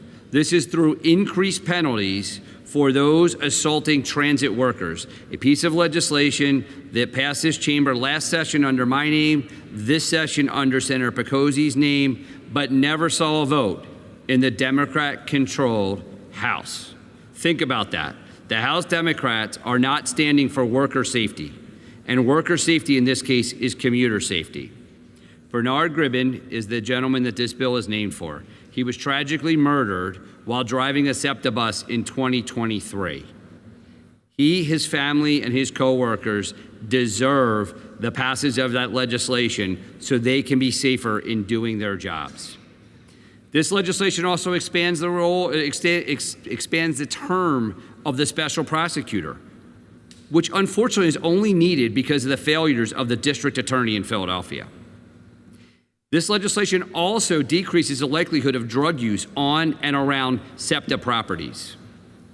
How does any of that sound bad for SEPTA, its workers, and its commuters? The SEPTA imposed deadline is 48 hours away. We offer a solution that is 2 years of funding, more accountability, and a safer network, while adding additional funding to road improvement projects throughout this Commonwealth and not cutting funding to public education, our seniors, like the plan from across the building. A lot of partisanship has been brought by one side of the aisle over the last many weeks. And I call on all of those involved in that. Please join us in truly working on a solution for Pennsylvania. I am proud to cast a yes vote for the only real transit solution that has been put forth and put an end to this crisis and improve the system for the workers and the commuters that utilize it. Thank you, Mr. President. Chair recognizes Senator Sanacero.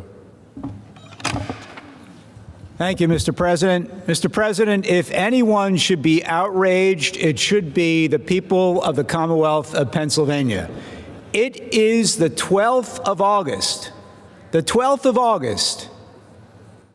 And rather than come up with a real plan to fund mass transit in this Commonwealth, to prevent SEPTA from having to make dramatic cuts in just 2 days, the Republican majority in this chamber has, in the 11th hour, come up with a shell game.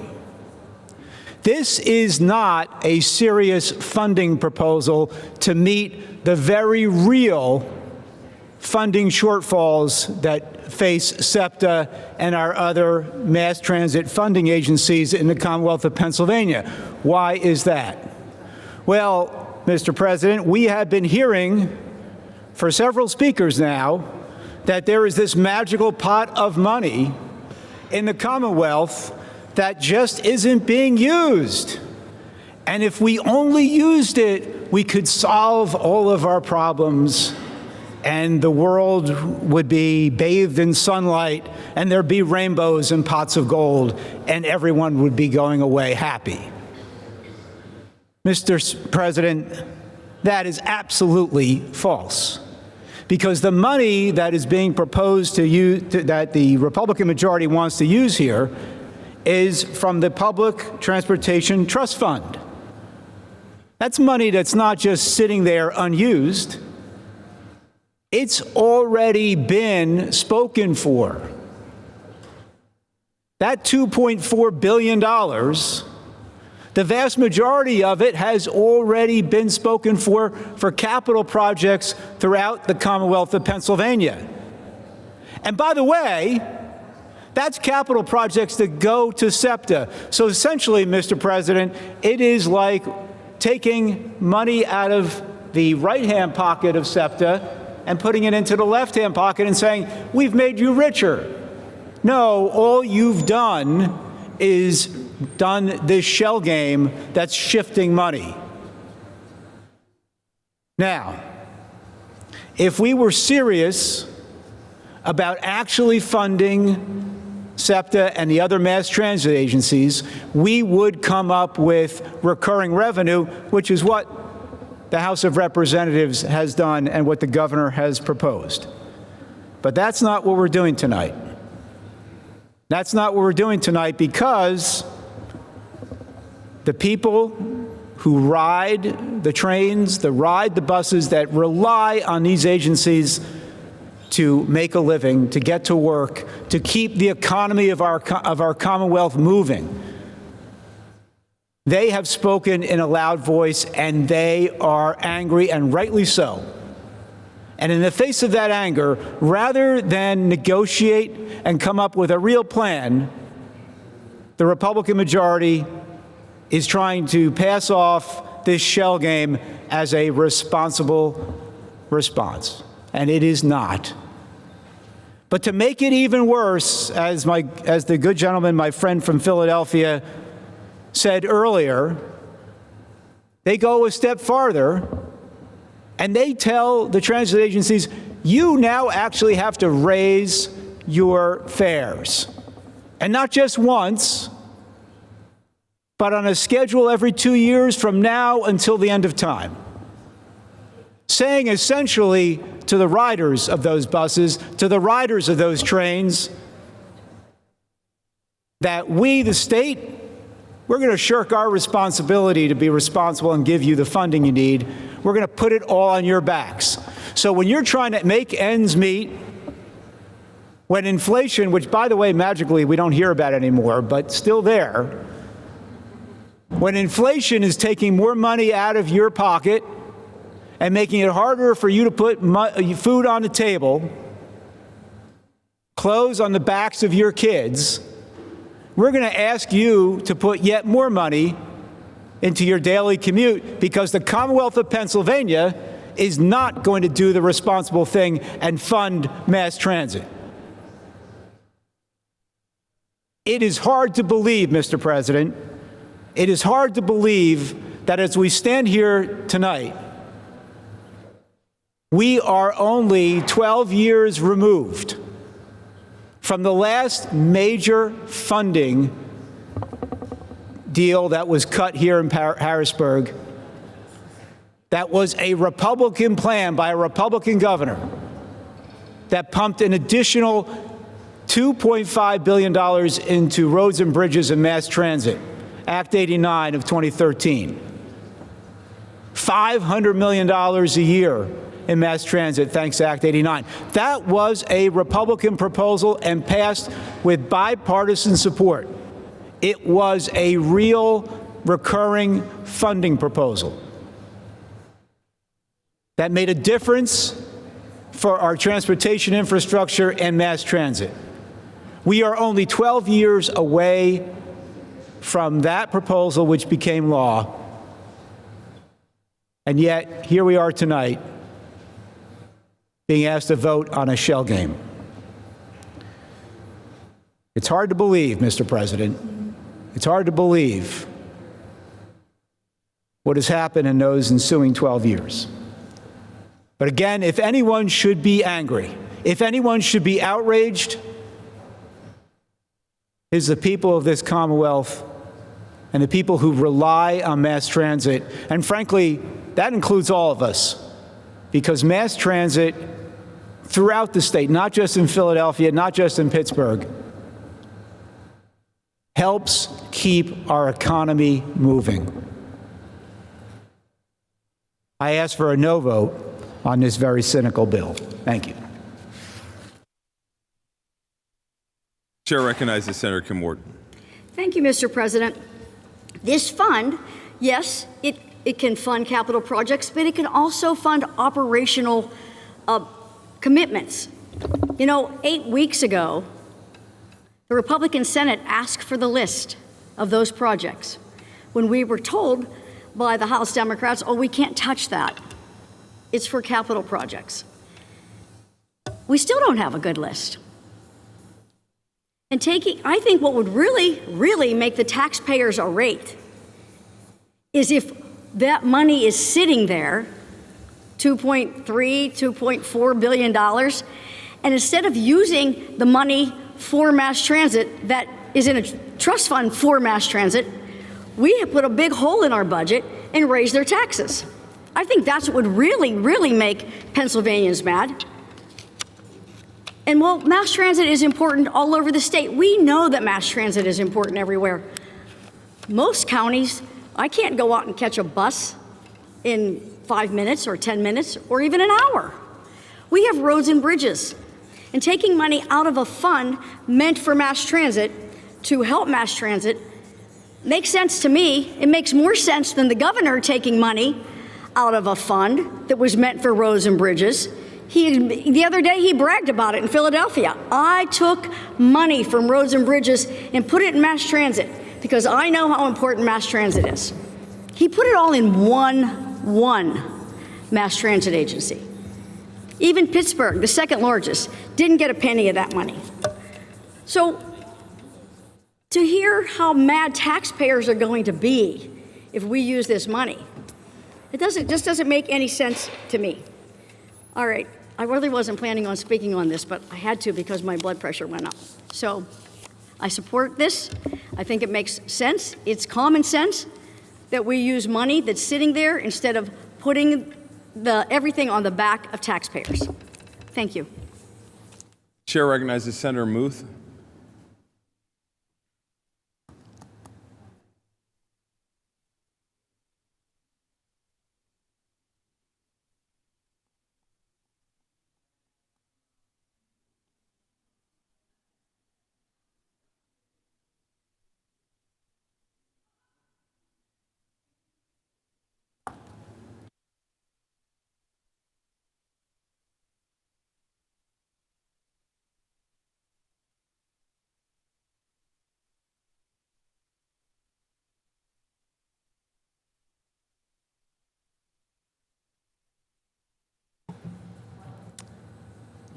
Thank you, Mr. President. I rise today opposition to House Bill 257. We have been waiting for weeks for the majority party to call us back here to session to pass a budget including adequate funding for both public transit and road infrastructure across this Commonwealth. our public transportation system, and our constituents who rely on both mass transit and also the use of our roads, bridges, and highways. They deserve better than what is being proposed in this bill. In fact, it's been long overdue to actually have an infrastructure plan to ensure public safety, to accommodate population growth. Today's session day is really just a result of a manufactured crisis down to the wire, a deadline looming, and it's either take it or leave it. This is the best we got. If I'm 6 weeks late on a project, I'd come back with the best version possible because I took the extra effort. If you have to be late on something, come back with a product that is worthy of review, that is helpful, that is meaningful, and not just to check a box to say it was done. Redirecting funding from the Public Transportation Trust Fund as proposed under this legislation is simply another Band-Aid for the critical need of our transit systems and is not a permanent solution. We have members from both sides of the aisle who have constituents who rely on two of these large transit systems. This isn't just a SEPTA issue either. It's in every county that there's some form of public transit that constituents need and deserve. We know, we've heard for weeks after weeks of all the press conferences on this deadline for SEPTA to cut routes. SEPTA will be forced to begin the debilitating and completely avoidable cuts to services and fare increases they have warned this body about for months now. Without action this week, SEPTA will begin dismantling their services over the next 18 months, and we will see the loss of 50 bus routes, 5 regional rail lines, a metro line, a 21.5% fare increase, and a 9 p.m. curfew on all rail services. In my district, southeastern Pennsylvania, tens of thousands of constituents rely on public transit for daily transport to work, to appointments, to school, to visit family. Tens of thousands more rely on the highway systems all throughout the southeast and even up into the northern part of the state where often they have to commute for work, or to the central part of the state. New population growth in the southeast has created historic commuter traffic. This same new population growth has provided this very Commonwealth with a new influx of various tax revenue, with the Southeast now bringing in nearly 46% of the state's revenue. The Paoli-Thorndale line of SEPTA, one of the 5 regional rail lines that would be discontinued without action by this legislature, is the busiest line in SEPTA's system, carrying over 15,000 passengers per day. New population has moved close to this line so that they can easily commute to and from work to some of the largest employers in the city.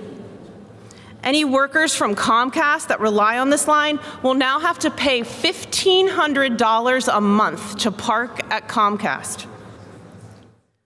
Routes cut that other workers from the airport, from the University of Pennsylvania hospital system, from any of the hospital systems, they do not have enough parking for their employees and their patients and their customers. So for people in the Southeast that don't think SEPTA is their problem, or coming down from the neighboring regions, good luck parking at the airport. Good luck trying to get to a doctor's appointment on time and finding parking in the city. According to a recent traffic projection study done by the Delaware Valley Regional Planning Commission, it estimated that an additional 275,000 cars per day would be packing our region's interstates and highways if SEPTA goes through with the proposal to cut nearly half its transit services. This is also more than just a congestion and traffic issue. This loss of SEPTA and the additional cars on our roadways per week is a critical public safety issue. If you live in the Southeast and commute to work via car, buckle up and be ready for an increased commute time every single day to and from work. More cars means more congestion and more traffic, and all that combined increases the probability of car accidents and incidents on our roadways, putting even more strain on our already overworked and underpaid first responders. And the budget that was just passed by the majority party in this chamber certainly did not add any additional resources for our emergency responders in any county of this Commonwealth. It is unfathomable to me that we are here, we get called back, and we're jamming it through, we're pushing it through, and it is yet again another proposal that does not meet the needs of the people of this Commonwealth. We cannot continue to let our constituents down in this manner. If we want to talk about how we need additional revenue to address deficits, maybe, just maybe, if multi-state corporations in Pennsylvania paid their fair share in taxes, maybe we could fund our transit system and our roads and bridges so that everyone all across this Commonwealth had safe roads and access to public transportation. After all, these multi-state corporations that pay $0 in corporate net income tax use our roads, our bridges, and their workforce uses public transit. Public transit across this Commonwealth is more than just a service, it's a lifeline for many of our constituents and residents. Seniors, workers, students, and the most vulnerable in our communities rely on these critical services so that they continue to go to work, to school, and to their medical appointments. This is not a solution. This is a Band-Aid that will simply not meet the needs of this Commonwealth, and it is imperative that this body reconsiders a real solution with sustainable funding that is equitable and has a continued funding stream. I ask my colleagues for a no vote on House Bill 257, and I call on the majority party leadership to bring a real solution for mass transit and our roads and bridges to the floor for a vote. Thank you, Mr. President. Chair recognizes Senator Langerholt. Thank you, Mr. President. I want to thank the maker of this legislation for providing a real-world solution to the problems that we face. And I want to speak directly to this body, but also I want to speak to the taxpayer of the Commonwealth of Pennsylvania. Perhaps you're watching this on PCN, perhaps you're watching this on the news, but there are some things that you need to know that have been so far skewed by the rhetoric coming out of this building. Number one, fact.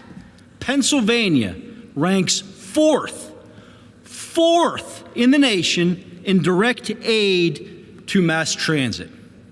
That means there are 46 other states that do not provide as much aid to their mass transit as we do. Yet it's not enough. Never enough. More. So we listened. I was the former chair of the Transportation Committee here in the Senate. We had a hearing maybe about this time last year to address post-COVID ridership trends in mass transit. We elicited testimony from a wide range of transit providers, SEPTA being one of them. Also, I can remember Crawford County being one of them, and how they were dealing with that trend.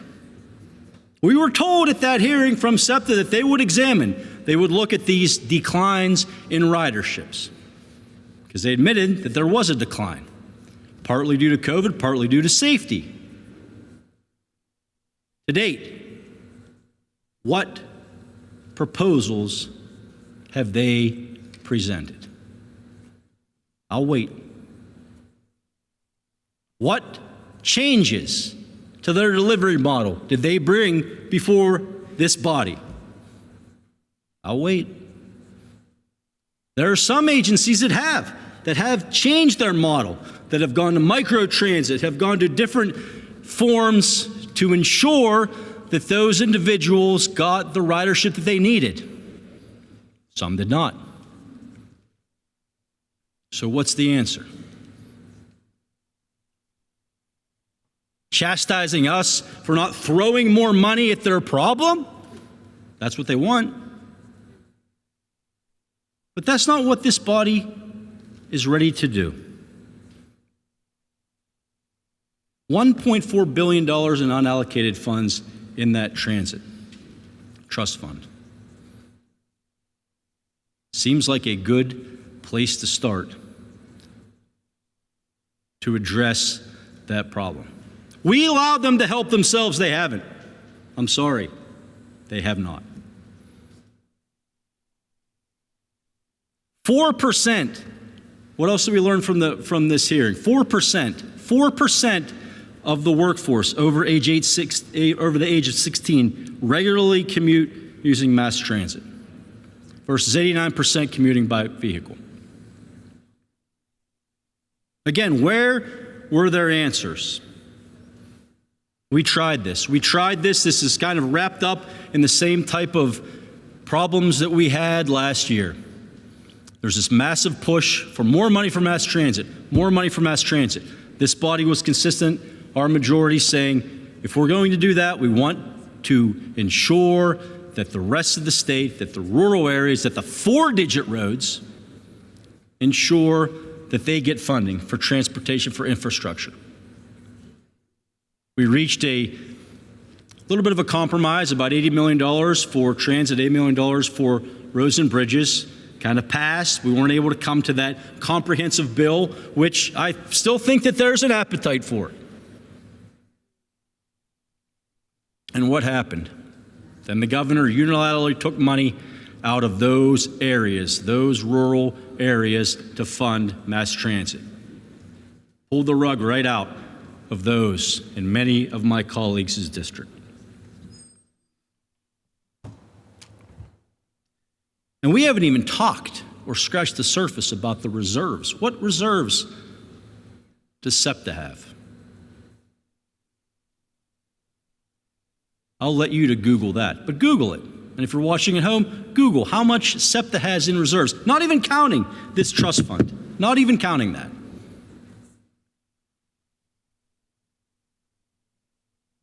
We tried that approach, and we have heard nothing. It's been crickets. So yes, this is a 2-year plan to address this issue. It does provide for $300 million as well for mass transit, as well for those rural roads and bridges and infrastructure that is needed. This will allocate money. Yeah, it'll allocate money for those empty buses that the delivery model has not changed on, and they have a reason to look at a change in their delivery model, but it will also allocate money to those rural roads that are desperately needed and attention is needed for. I would ask for an affirmative vote. Thank you, Mr. President. Thanks, gentlemen. Chair recognizes Senator Hughes.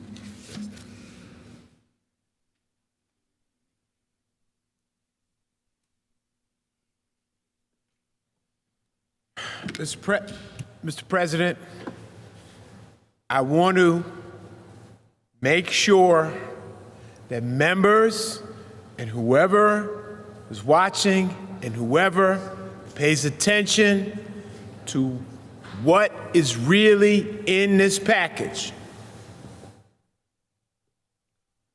Only 2 years of state funding versus fare increases in perpetuity. Let that sink in. This is the deal that is in this legislation that we're voting on right now. 2 years of state support alongside, matched with fare increases in perpetuity. That means forever. You get 2 years of state funding, fare increases in perpetuity, forever. Not a re-up after a 2-year analysis, not a re-up and a re-examination at the end of 2 years to see where we are. No. Fare increases in perpetuity. Fare increases forever. 2 years of state funding. That's what's in this deal in its core parts, its core component, when you reduce it to its, if you will, when you reduce it to its irreducible self, state funding for 2 years, fare increases in perpetuity, forever.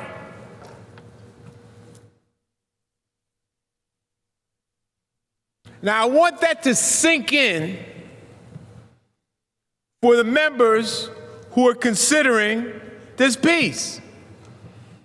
I want that to sink in for the members who are considering this legislation. Here's the deal.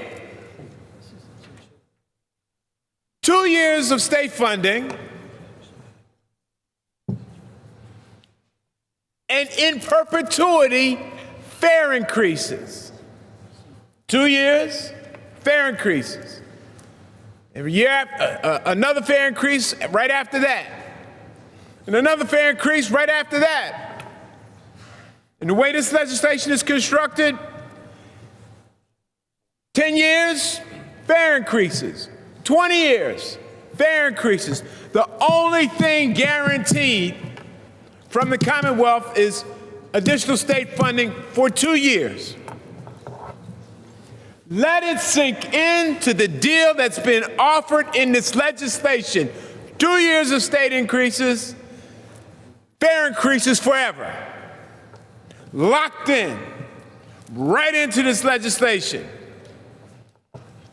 So let's go back to the region that drives 42% of the state's economy.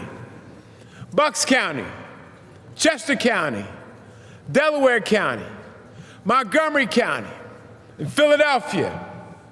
Philadelphia riders, you get 2 years of state funding, but Philadelphia riders, you get fare increases forever.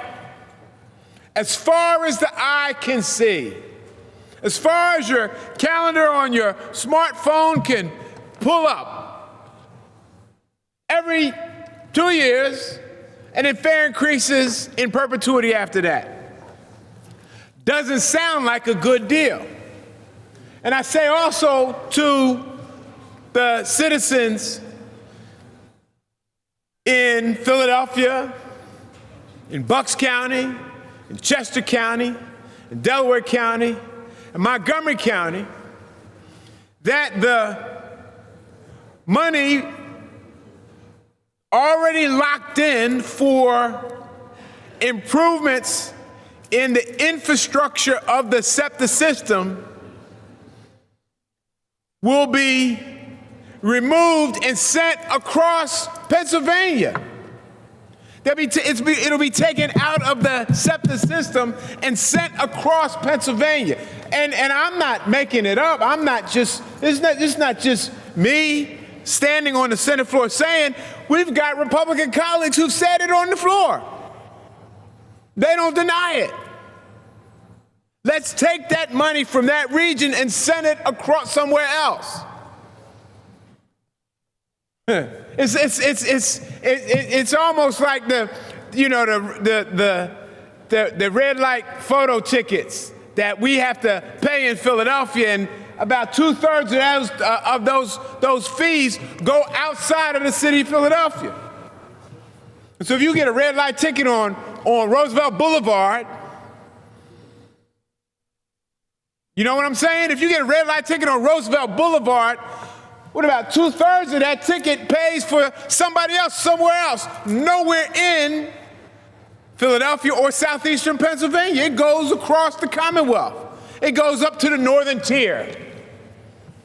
That community that between Pennsylvania and New York, it goes to the deepest parts of central Pennsylvania.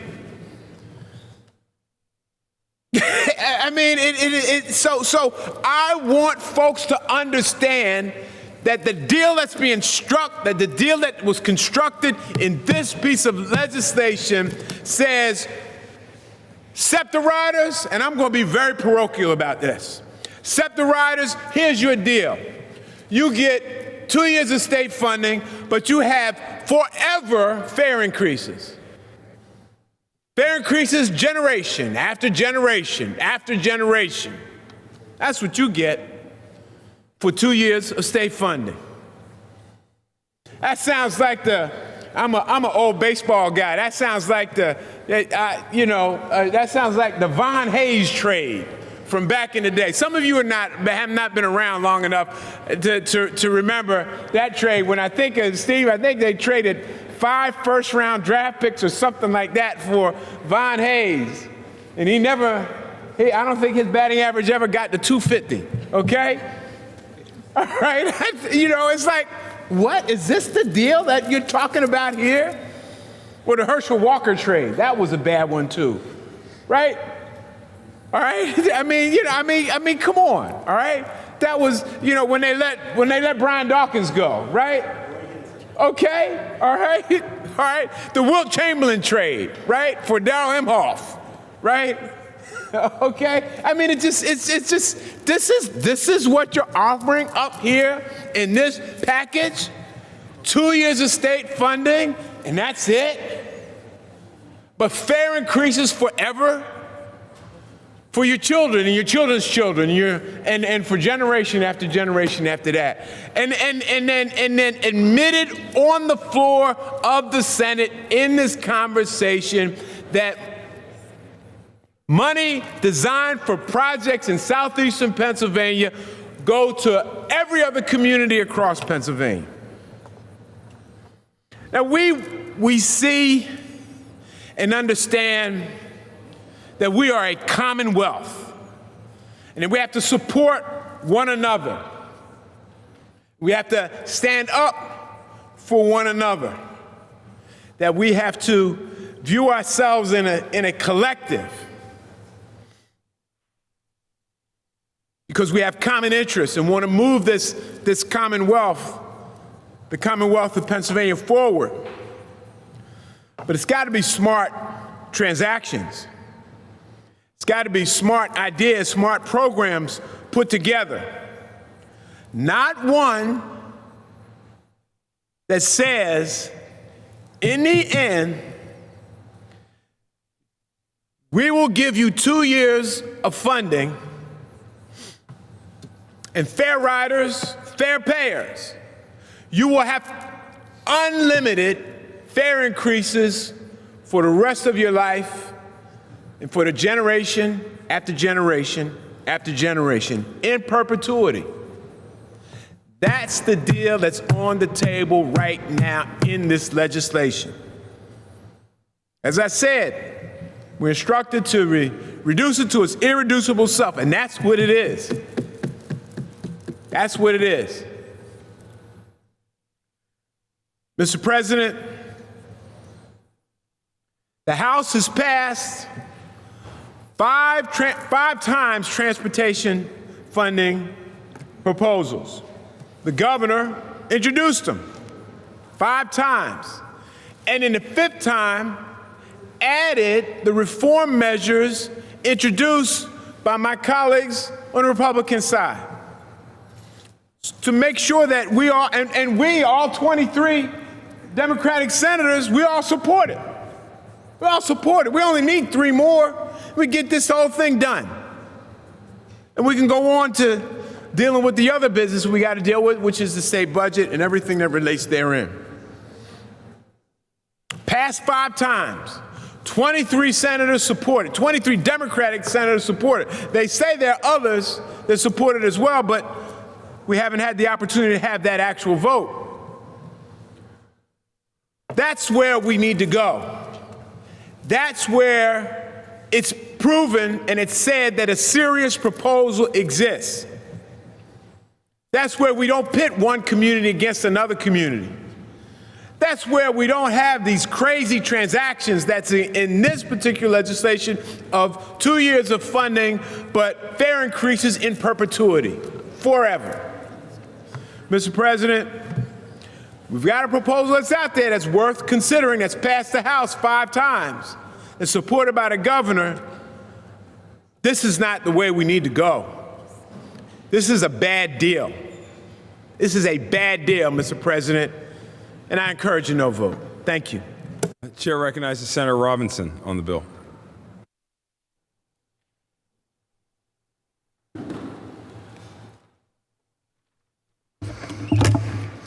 Thank you, Mr. President.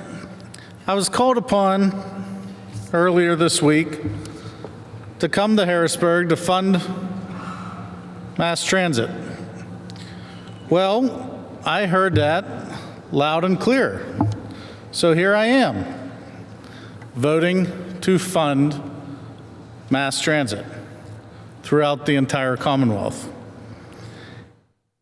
And by doing so, not by raising taxes on our already overburdened populace, but by using a portion of the $2.4 billion sitting idle in the Transit Trust Fund.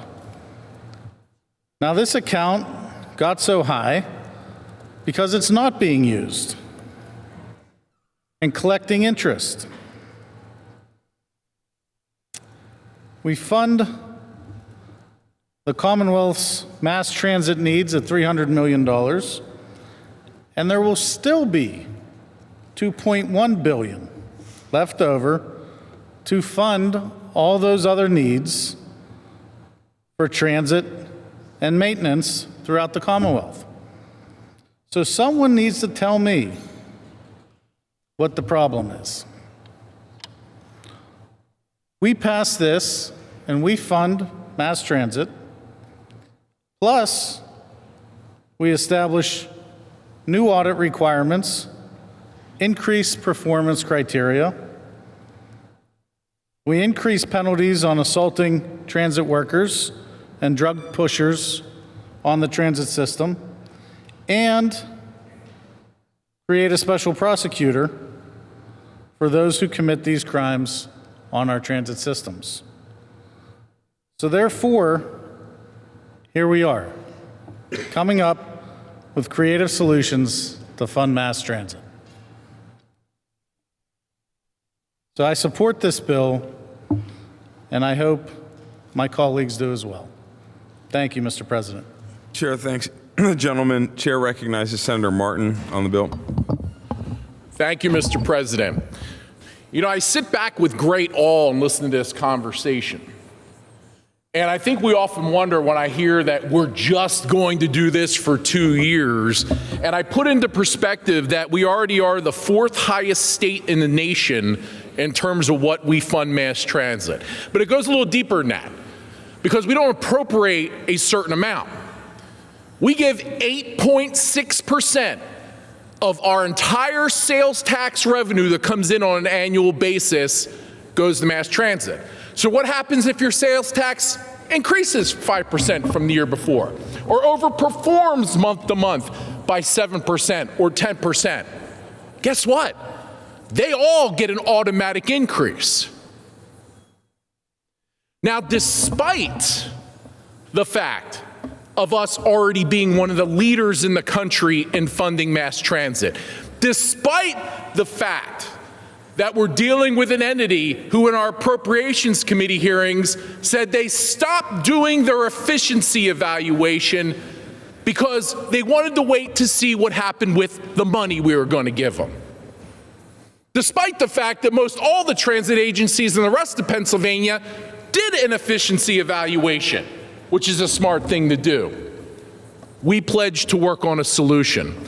Despite the fact that we sat back and watched well over $100 million of fare jumping going on with no accountability, we still said we would work with them. Despite the fact that we discovered there were 21 paid lobbyists for this one agency, we decided, despite that, we were going to work with them.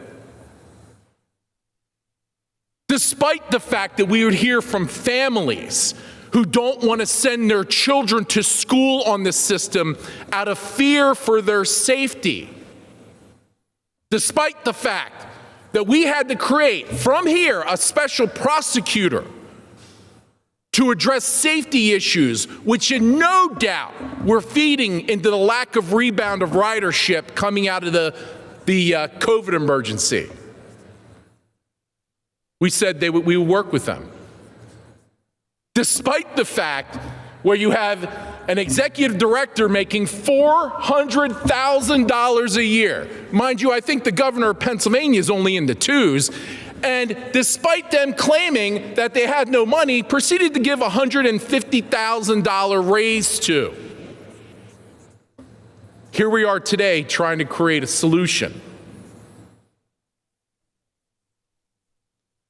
This is mandating, folks. We said long ago, going back to our Appropriations Committee meeting, we understand what the value of mass transit is to the Southeast and well across this Commonwealth.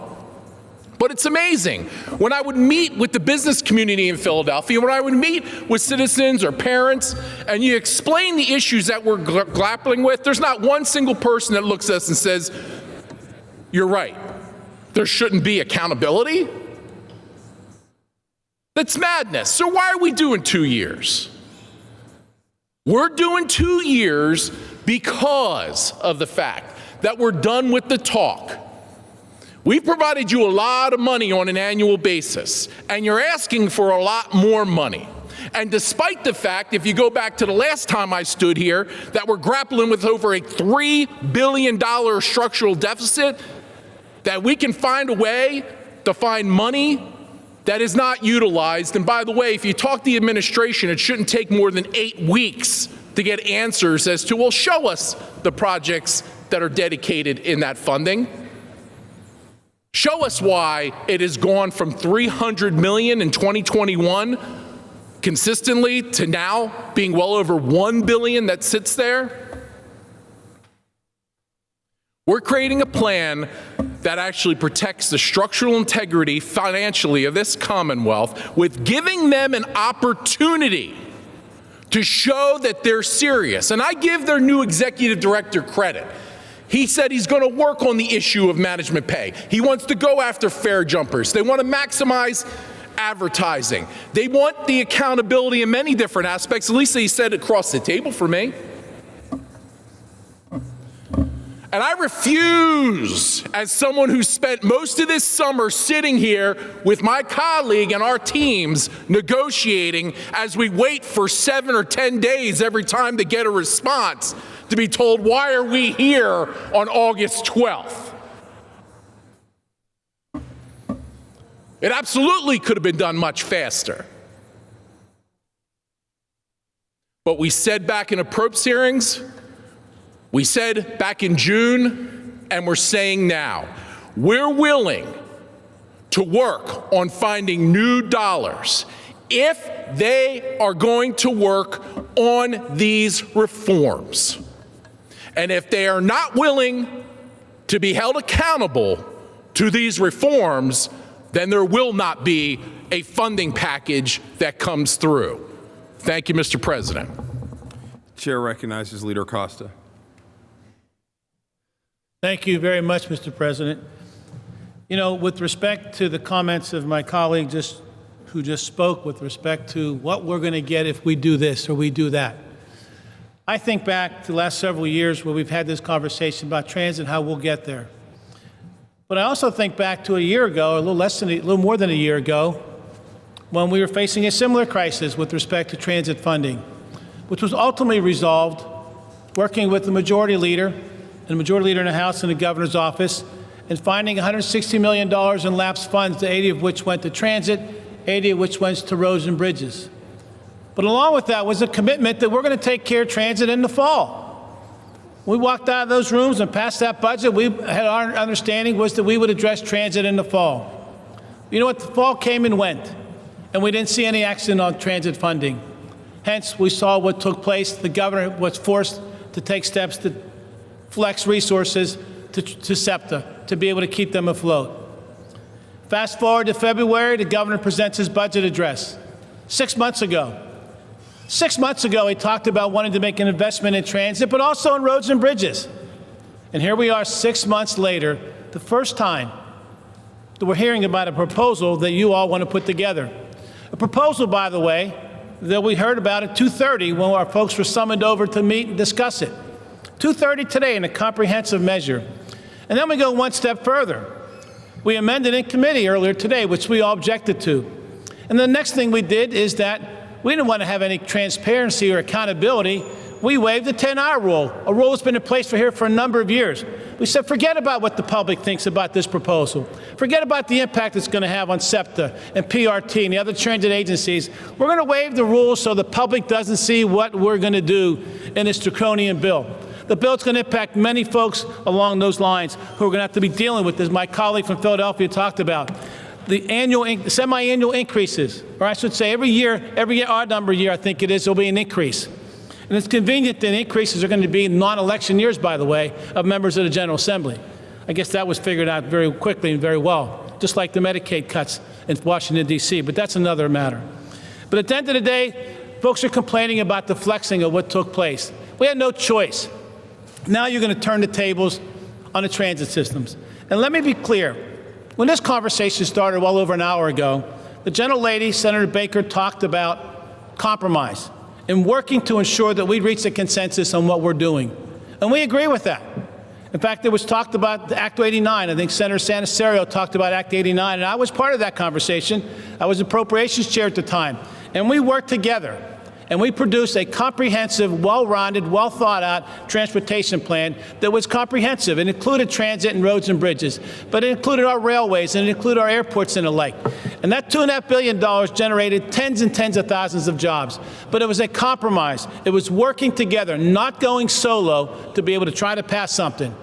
And I know, remember just this past weekend, when the House Democrats and House Republicans came back, my colleague, my counterpart in the House, Representative Topper, talked about how important it was that we not go alone, that we not push forward with measures that we know are not going to be advancing through this chamber, or excuse me, through this General Assembly and to the governor's desk where he will sign it. We need to be working on finding a way to get to 26 votes here that we all agree upon, and also 102 on the House side and one signature from the governor. To me, that's what's important, and that's what we have to work towards. It was also stated that this is a reasonable plan. It's a reasonable plan. Clearly, from your perspective, it's a reasonable plan because you're looking to the ratepayers to continue to pay more every 2 years, increasing their fees. Of course, it's important to you that that's the case because it's not coming out of anyone else's pocket. But what I find most offensive is when we talk about the amount of money that this proposal raises, in excess of $1.2 billion, two-thirds of those dollars come from the Transit Trust Fund. Now, how is that fair? How is that reasonable that over $850 million of 1.2 is taken, and I will say taken, from the transit agencies and the capital projects that they've earmarked going forward and intend to use going forward, taking it from them and then not only giving it to transit for operating, but taking a significant portion of that and flipping it into transit funding.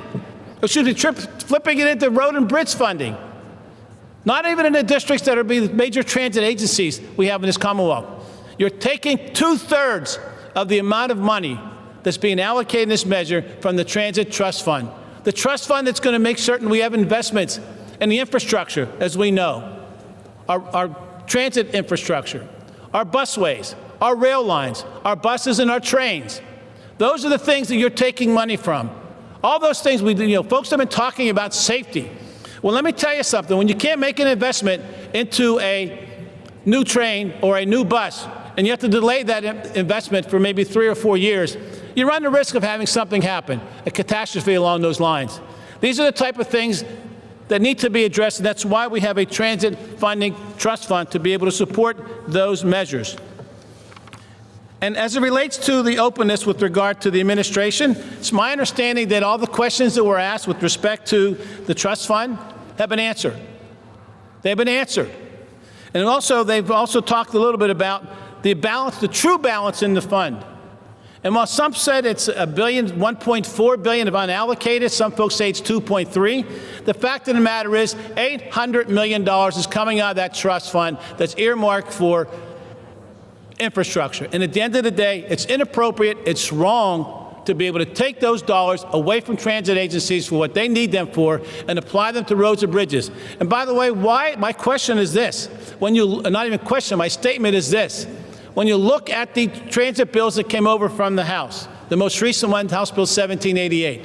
When you look at that measure, it talks about transit funding, it talks about road and bridge funding, and it talks about the reforms that we talked about earlier. But at the end of the day, the proposals that we've advocated for and talked about in negotiations have centered around utilizing the motor license fund. So why isn't the motor license fund being used as we traditionally use it for infrastructure, road and bridge money? That's my question. And you know what? Maybe if that was the case here today, maybe forgetting about the semi-annual fare increases, or every other year, whatever the proper term is, but at the end of the day, if we were looking maybe of taking $800 million from the motor license fund, maybe that's something we can get together and talk about, because that's making true investments in road and bridges. But taking it from transit is wrong. It jeopardizes these agencies, and more importantly, it jeopardizes the ridership that you're asking them to pay more, but they're going to have less safe equipment, less safe roadways, and less safe opportunities to be able to travel around this Commonwealth.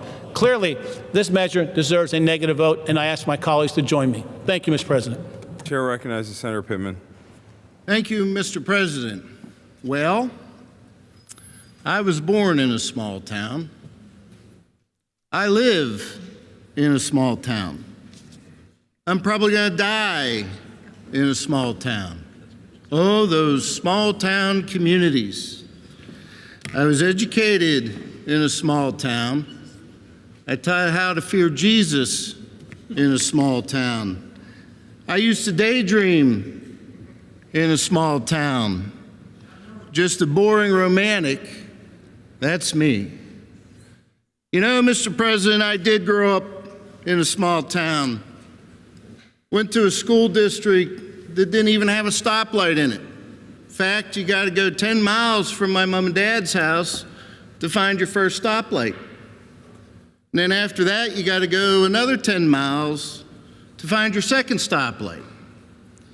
So when I got in my horse and buggy and made my way down here to the big city of Harrisburg, I didn't even know what transit was. Had no idea what transit was, had no idea what transit meant to the Commonwealth of Pennsylvania. But now I do. I don't think there's any dispute, certainly in my mind, that there is a value in transit. I recognize the need for solid transit to make an economy go. I appreciate the economic engine that is southeastern Pennsylvania and what it means to the economy of the Commonwealth. But you know, there are other regions of this Commonwealth too. And I would proffer that if not for the electricity that my region produces, your economy might not be so hot down there in southeastern Pennsylvania. So I find it really interesting that for 6 years, whenever I've stood here, begging and pleading for support of my region to save family-sustaining, blue-collar, union-wage jobs, to support a property tax base that funds my public schools, which ultimately pay union employees, what did I get? So many of my friends on the other side of the aisle gave me a pat on the back, expressed empathy for the plight of the community that I represent. Some on the other side of the building expressed crickets whenever I'd bring up the plight of the communities that I represent. And then I was fascinated by some of the comments I've seen coming out of southeastern Pennsylvania. The head honcho of the AFL-CIO, all of a sudden he's calling on me to come back down here and fund transit. The head of the Philadelphia Building Trades calling on me to come down here and fund transit. But you know, years ago when I called on them to help support their brothers and sisters in Western Pennsylvania, whose livelihoods were being threatened and continue to be threatened by bad environmental policies, what did I get? Crickets, some nice words, no walk of the walk, and a lot of canceled meetings. And now you come to me. And now you come to me. Well, let me tell you, we are here. We, as a Senate Republican majority, are here to address the fundamental concern that we now hear out of southeastern Pennsylvania. And that despite the way that our rural communities are viewed and treated, which may be why my friends on the other side of the aisle do so poorly in rural communities come election time, we are here to support southeastern Pennsylvania.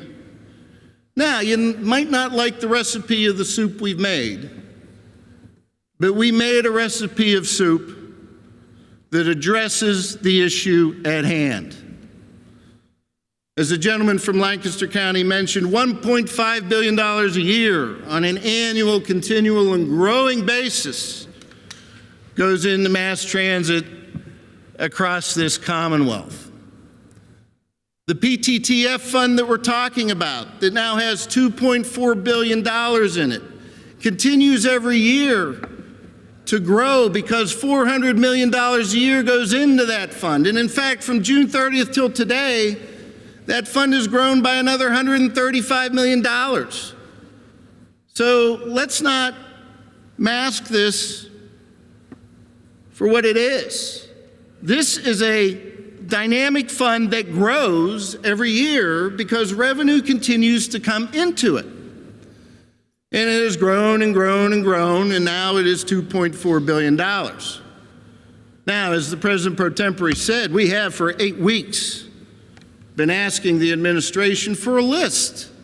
Tell us the projects that this $2.4 billion funds. I think we were first told, oh, that's just a click of a button, click and print.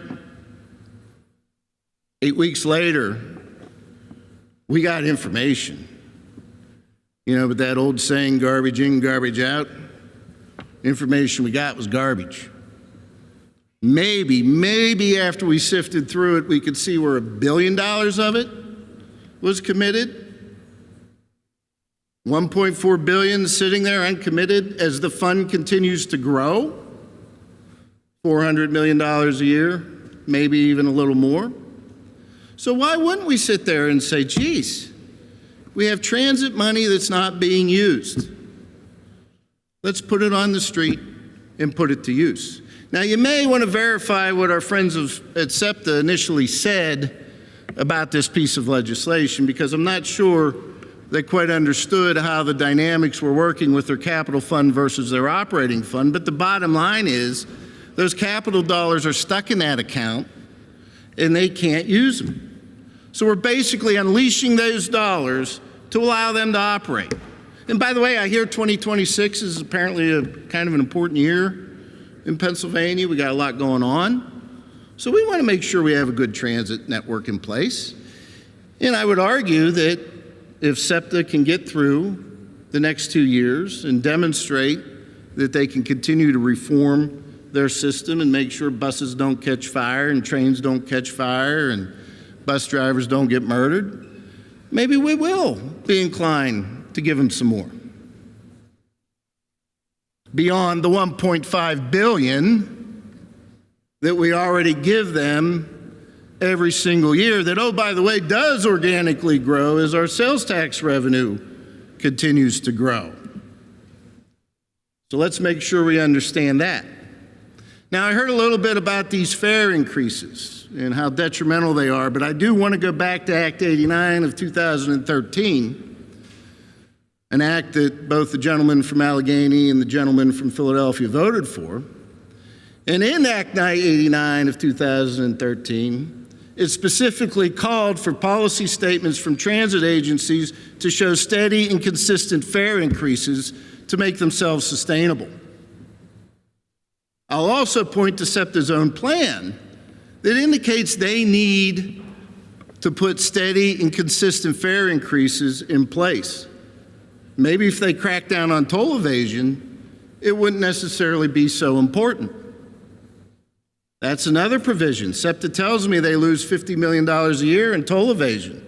My first question is, how do you know it's $50 million a year and you're not doing anything about it? Fascinating. I guess they stand there and watch everybody jump the turnstiles. I don't know. But you know, Mr. President, what is in front of us today is a real funding stream. What's in front of us today is real accountability.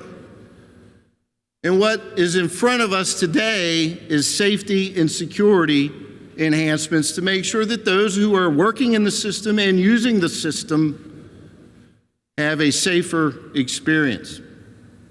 I heard the gentlelady from Philadelphia, the chair of the caucus in the House, talk about how we need to get kids to school. We agree, but we need to get them to school safely. And I would also suggest that when we do get them to school, we need to make sure it's a good school. But that will be a conversation for another day. So, you know, Mr. President, when we all embarked on this journey to figure out how to make divided government work, we tried very hard to continue to do it in good faith. And many of my colleagues here on this side of the aisle will tell you that I kept saying, I'm optimistic. Let's be patient. We're working together on this. But I got to tell you, the rhetoric that has come out of the advocates for transit has been downright disgusting. It has been downright disgusting. The personal attacks that have been placed on colleagues, the professional attacks that have been placed on colleagues, and not just me, but also my family, are downright disgusting. And yet, despite all of that, human nature would suggest, why should I do anything to help? I don't ever get any help from my region. Why should I do anything to help the southeast part of the state? Because I do recognize the greater good. I do understand the value of southeastern Pennsylvania. I do appreciate what it does for the economy. I do appreciate what transit means to the region and what transit means across the rest of this Commonwealth. But we have to appreciate what the other corners of this Commonwealth need and everything in between. You know, there's an old saying back in my small town that the most important road is the one in front of your house. Because if you can't figure out how to put one foot in front of the other and start down that road, you're not going to get very far. I ask for an affirmative vote, Mr. President. Chair recognizes Senator Pittman on leaves.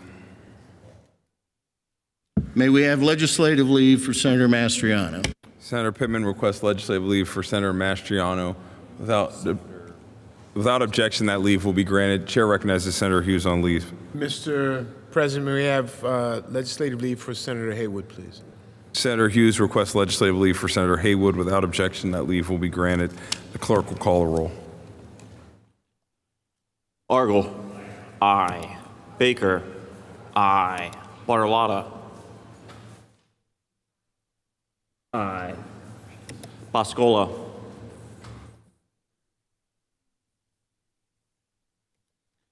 Brooks. Aye. Brown. Aye. Capoletti. No. Coleman. Aye. Collette. No. Comita. No. Costa. No. Culver. Aye. Dush. Aye. Ferry. Aye. Flynn. No. Fontana. No. Gephardt. Aye. Haywood. No. Hughes. No. Hutchinson. Aye. Carney. No. Kiefer. Aye. Kim. No. Langerholtz. Aye. Laughlin. Aye.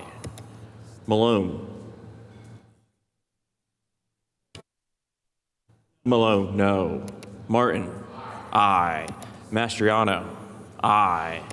Miller. No. Muth. No. Pennycook. Aye. Phillips Hill. Aye. Picozzi. Aye. Piscatano. No. Pittman. Aye. Robinson. Aye. Rothman. Aye. Santacero. No. Savall. No. Schwenk. No. Stefano. Aye. Street. No. Tartaglione. No. Vogel. Aye. Ward, Judy. Aye. Ward, Kim. Aye. Williams, Anthony H. No. Williams, Lindsay. No. Y'all. Aye. Boscola. No.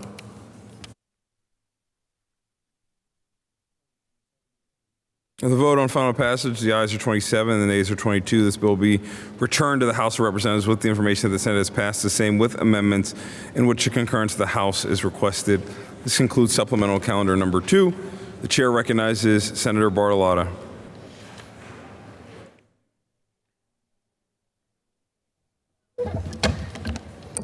Mr. President, I report from the Committee on Rules and Executive Nominations the following nominations, beginning with Ann Gingrich Cornick as a member of the Pennsylvania Election Law Advisory Board on page 1, and including all the nominations on page 1 down to and including Aaron H. Danks as Magisterial District Judge, Berks County on page 1 from His Excellency the Governor, and I move the recalls be honored.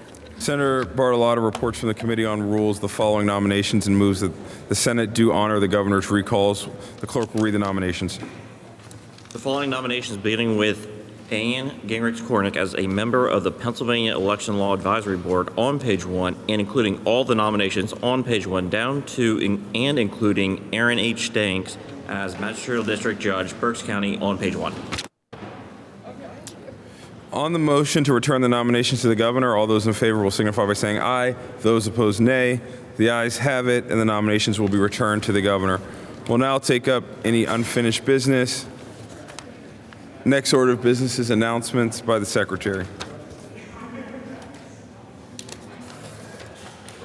The following Senate standing committees will meet tomorrow, Wednesday, August 13th, 2025. At 10 a.m., the Senate Agriculture and Rural Affairs Committee and the House Agriculture and Rural Affairs Committee will hold a joint informational meeting on the state of the livestock industry in Pennsylvania, producer perspectives. The meeting will be held at the Red Barn Annex Ag Progress Days site, 2710 West Pine Grove Road, Pennsylvania Furnace, Pennsylvania. Chair thanks Secretary. Next order of business is petitions and remonstrances. The chair recognizes Senator Tartaglione. Thank you, Mr. President. I offer my remarks on minimum wage and ask them to be spread upon the record. Pursuant to Rule 10E, the remarks will be submitted and spread across the record. Chair thanks the gentlelady. Chair recognizes Senator Baker on petitions and remonstrances. Thank you, Mr. President. I rise to speak about a community in my Senate district in mourning. Last week, a small rural town in Susquehanna County was rocked by a senseless tragedy. A woman's life was taken in the driveway of her home on her way to work. Lori Washko of Thompson died when a neighbor gunned her down shortly before ambushing and seriously wounding 2 state police officers, Trooper William Jenkins and Trooper Joseph Parashinsky. Our deepest sympathies go out to the family and friends of Lori Washko. She was, by every account, a wonderful person dedicated to her job and the people she cared for at Barnes-Kasson Hospital. Lori is being recalled today as a kind, loving, and caring person who will be deeply missed. She's survived by her companion Rex Kelsey and many family members, including aunts, uncles, nieces and nephews, and countless friends. Thankfully, both troopers survived and are on their way to recovery. Trooper Jenkins was discharged from Geisinger Wyoming Valley Medical Center, and Trooper Parashinsky was released earlier today from Geisinger CMC in Scranton. Both troopers are heroes, along with a very brave bystander, David Carr, who risked his life to come to the aid of the fallen troopers. This has been a traumatic event for the families, friends, and neighbors in this small community of Thompson in Susquehanna County. For the community of law enforcement and the Pennsylvania State Police, and for the emergency responders who were called to the scene to render aid. This situation is a stark reminder that we should pray for the safety of our uniformed protectors every day and make them aware of our gratitude for their service. So today we remember those impacted by this heartbreaking tragedy. Today we stand together. We are Susquehanna strong. Thank you, Madam President.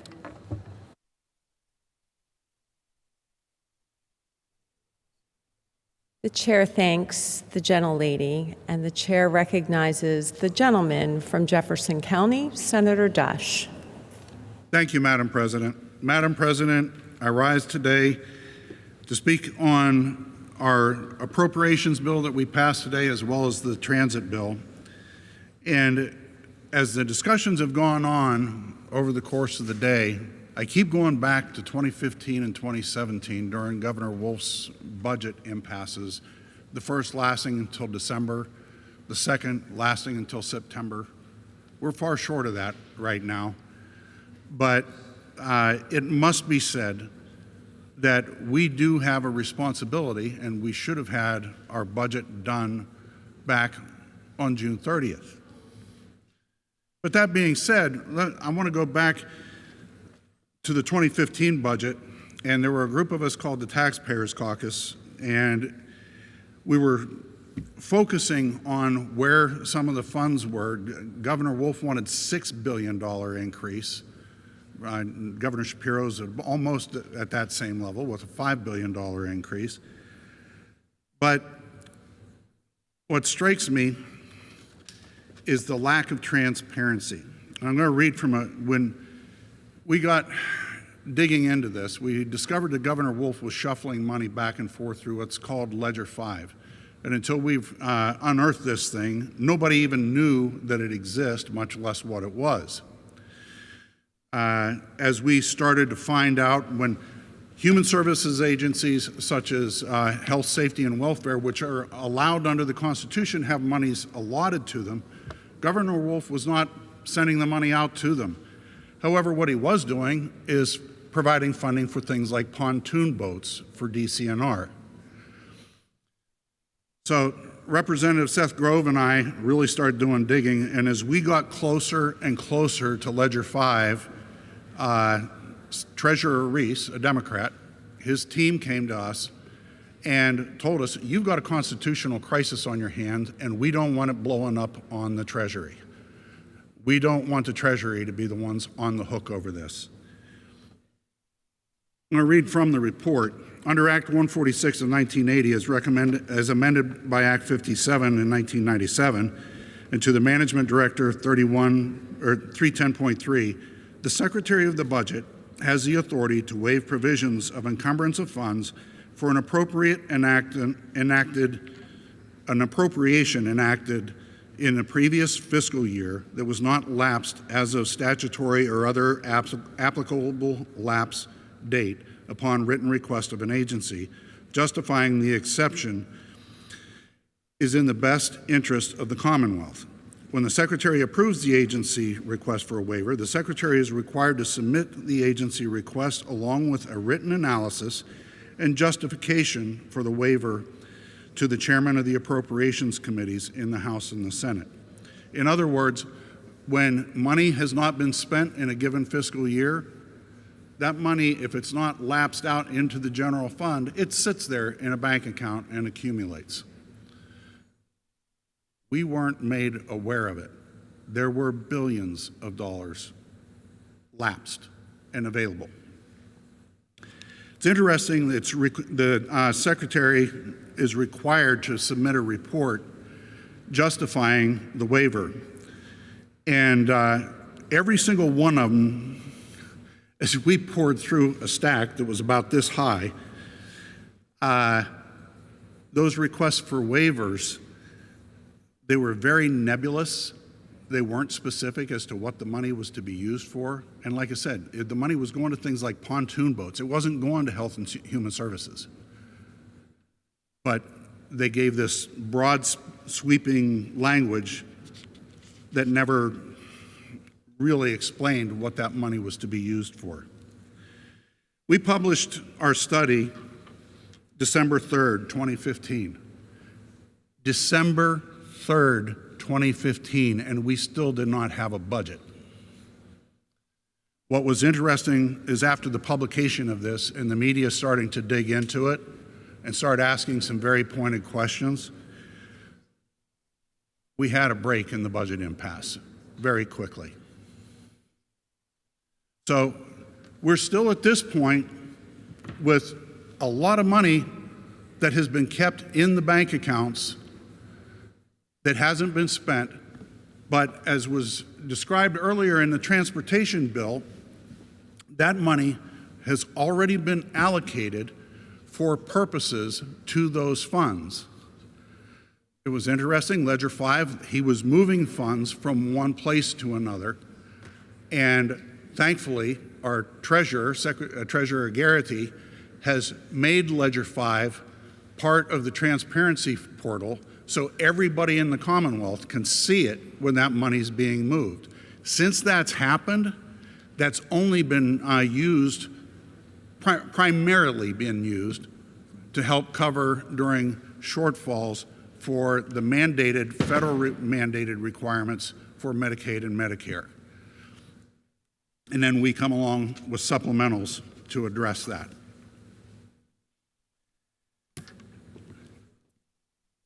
Twenty 2017 comes along, and now a new caucus over in the House, the Common Sense Caucus, got another budget impasse. It's going on, and we start uncovering all these special funds that have huge bank accounts. It's sitting there drawing interest, but it's not being used for the things that this legislature authorized the money to be used for. We start asking questions, well, that money's already allocated. You know, that's 2017. We've been asking over and over and over. What is it, 7 years now? And we still haven't got answers. And that one fund that's been addressed earlier, those allocations, the money that's there, it's only been allocated out to part of it, a small part of it, to one project. No other allocations. So when the other side of the aisle is saying, we're not going to have the money for SEPTA, we're not going to be able to do this or that or the other, why hasn't it been used when it was allocated? The money's sitting there. There's no excuse for that. None.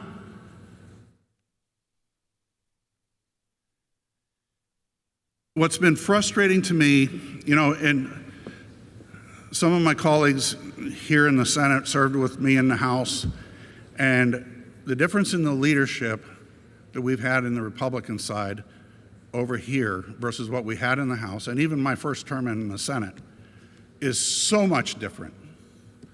We truly have transparency. We have a committed team in our appropriations, in the majority leader, and the leadership of our caucus.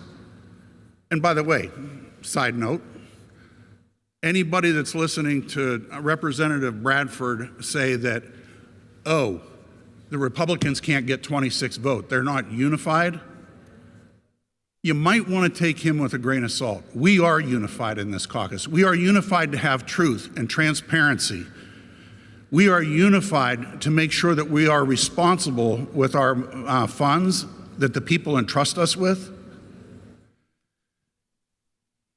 There's no disunity here. We may have some differences on some issues, but by God, we are willing to come together and do the things that are necessary to make a responsible budget. And I am proud to serve with our leadership team. We have a lot of things to address. The decline in the number of students.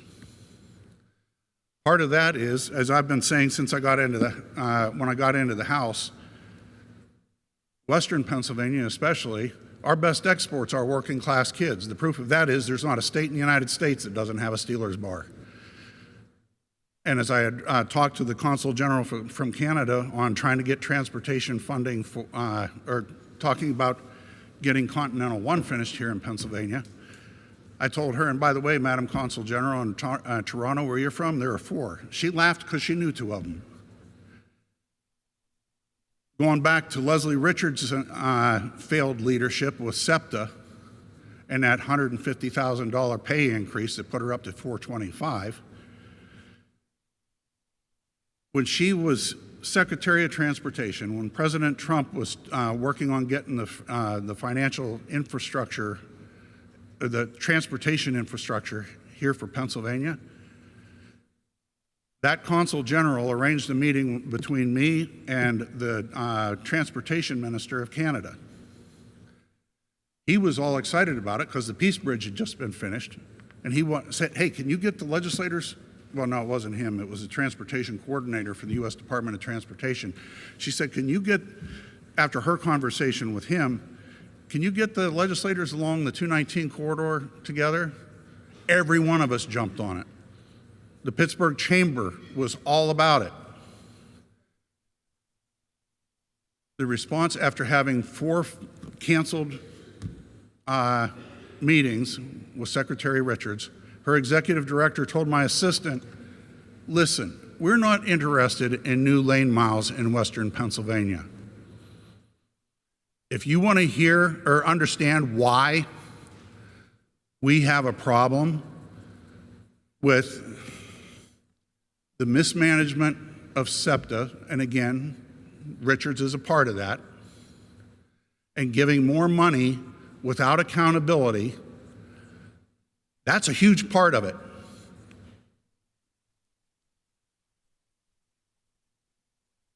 Our budget is going to help us without having to use the tricks of Ledger 5 to move money around. The budget bill we passed, if the House will pass it and the governor will sign it, our schools and our human service agencies will be able to make things happen until we come back and get to a point where we take into account the increases in inflation. But we've also got to take into account the things that are no longer necessary. We passed legislation to get rid of some unused, or some committees and commissions that don't even exist or don't do anything. There are a lot of things in this state, having worked as on the administration of one department and others. There are things that can be cut. There are things that can be eliminated. There are expenses that are no longer necessary but are still in the budget. They're not even being utilized and still in the budget, which is why we have these lapsed funds. But we have to have the willingness to have a transparent conversation. And I do take exception to the comments that have been coming from across the building and from the governor when they're saying that our team, our leadership team, hasn't been there. There's a term I'd like to use, but for decorum on this floor, I can't.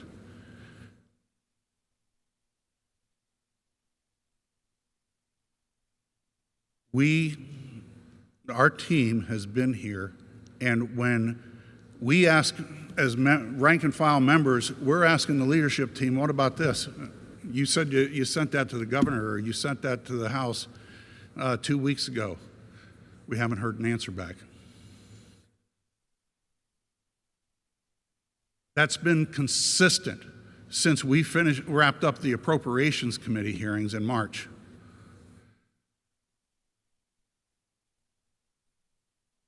Like I said, I'm proud to have this team. And I want to just say, God bless them and keep up the fight, because I'm going to be standing right along next to you. Thank you, ma'am. Madam President? I'd like to respond. Senator Costa. Thank you, Madam President. Just very briefly, let's be clear about what we have available.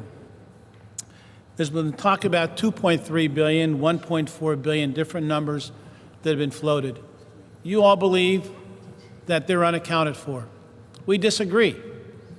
We think that they are earmarked, they've been pledged, and they just haven't been spent yet.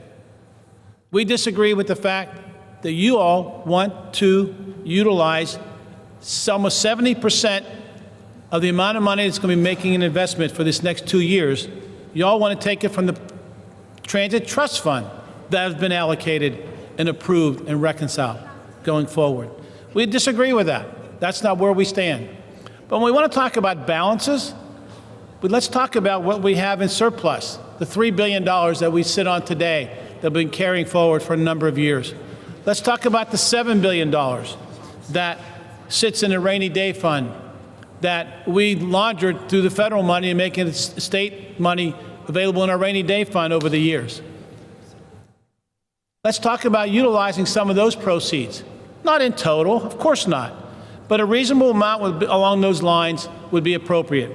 As I mentioned in my comments, it's wholly inappropriate to utilize a significant portion, whether it's more than half of the 1.4 or a third of the 2.3, whatever it might be, to take those dollars out of Transit Trust Fund and deploy them for infrastructure across the Commonwealth, taking them from transit agencies, primarily the two largest agencies, and putting them into roads and bridges across rural Pennsylvania.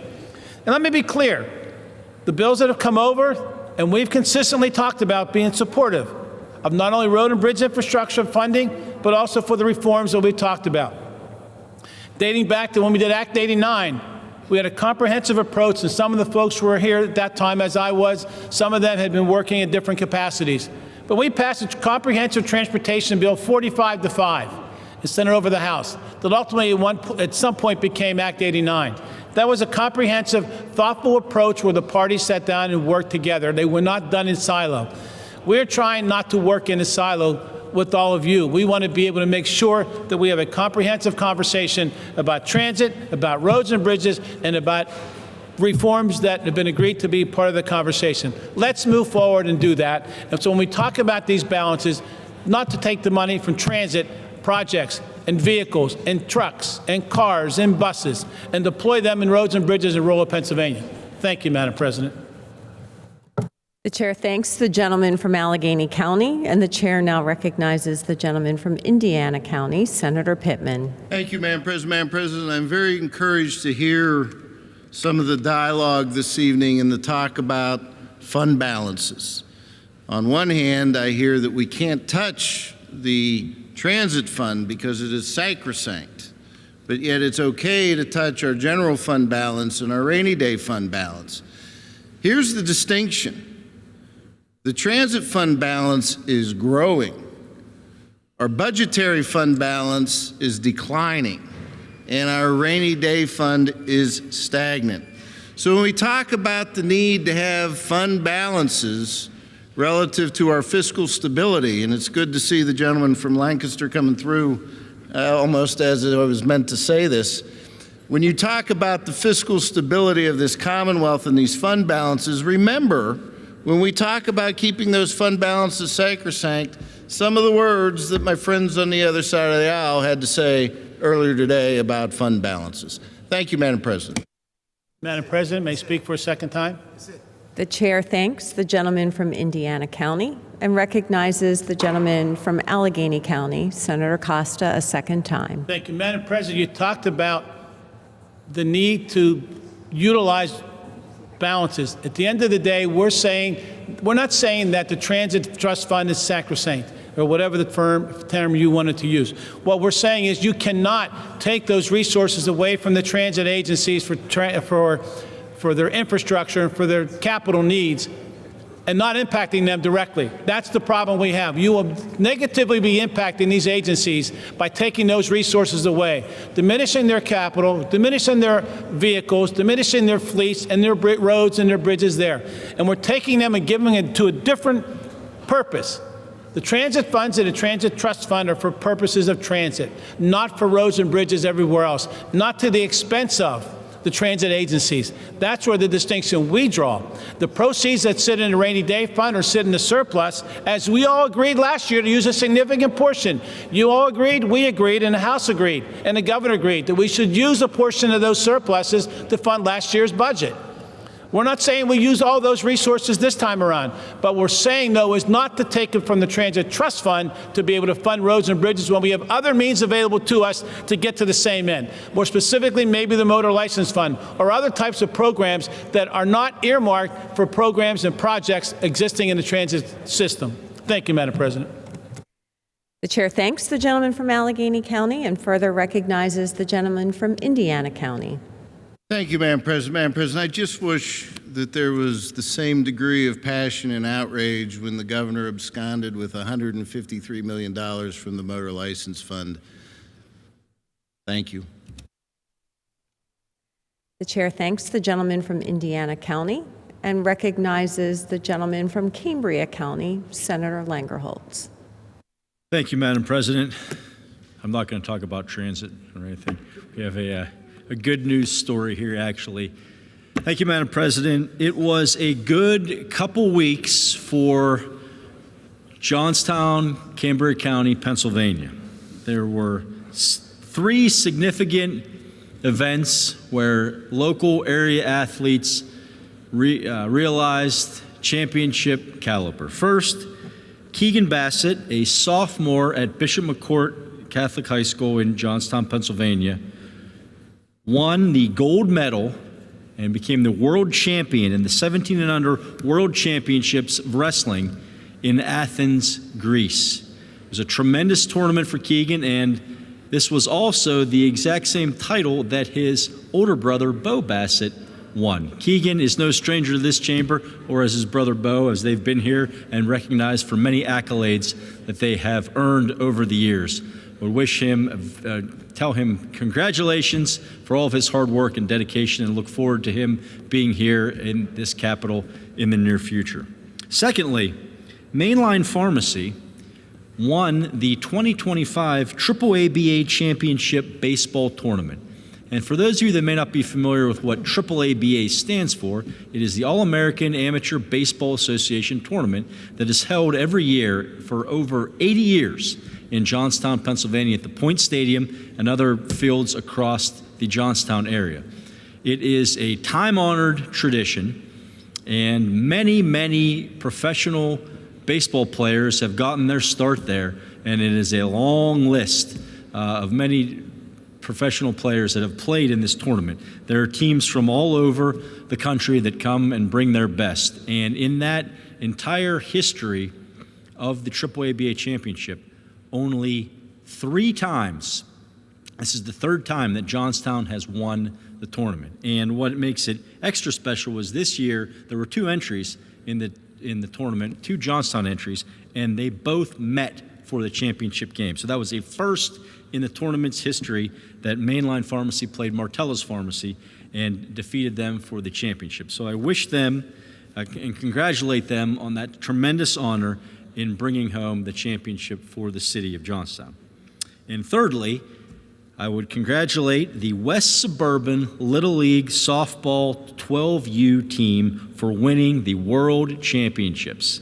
Many people actually in this chamber, as well as in my hometown in Cambria County in my 35th district, watched their fantastic rise throughout the playoffs and throughout these championships. They represented the Mid-Atlantic region and won the World Championships of the Little League Softball World Series. I would congratulate manager Lester Gaunt, coaches Rich Baxter and Rich Bills, and players Camilla Gaunt, Aubrey Baxter, Sadie Divido, Kendall Schilling, Reagan Bills, Kennedy Fees, Mara Keefe, Layla Schilling Mansauer, Haley Shepard, Nevaeh Washington, Adeline Hines, and Mallory Baylor. We enjoyed watching you win this championship. You brought pride not just to the 35th District, not just to Johnstown, not just to Cambria County, but this entire Commonwealth. And we look forward to you being here in this capital here, possibly in the fall, so that we can all congratulate you in person. Again, a great congratulations, a job well done for these area athletes, Keegan Bassett, Mainline Pharmacy, and the West Suburban Little League Softball World Champions. Thank you, Madam President. The chair thanks the gentleman from Cambria County for sharing such good news. With that, seeing no additional requests for petitions and remonstrances, we will now return to the desk. The desk is clear. For a recess motion, the chair recognizes Senator Langerholtz. Thank you, Madam President. I move that the Senate do now recess until Monday, September 8th, 2025 at 1:00 p.m. unless sooner recalled by the President pro tempore. It has been moved by Senator Langerholtz that the Senate do now recess until Monday, September 8th, 2025 at 1 p.m. unless sooner recalled by the President pro tempore. All those in favor of the motion, please signify by saying aye. And those opposed, nay. The ayes have it, and the Senate stands in recess until Monday, September 8th, 2025 at 1 p.m. unless sooner recalled by the President pro tempore.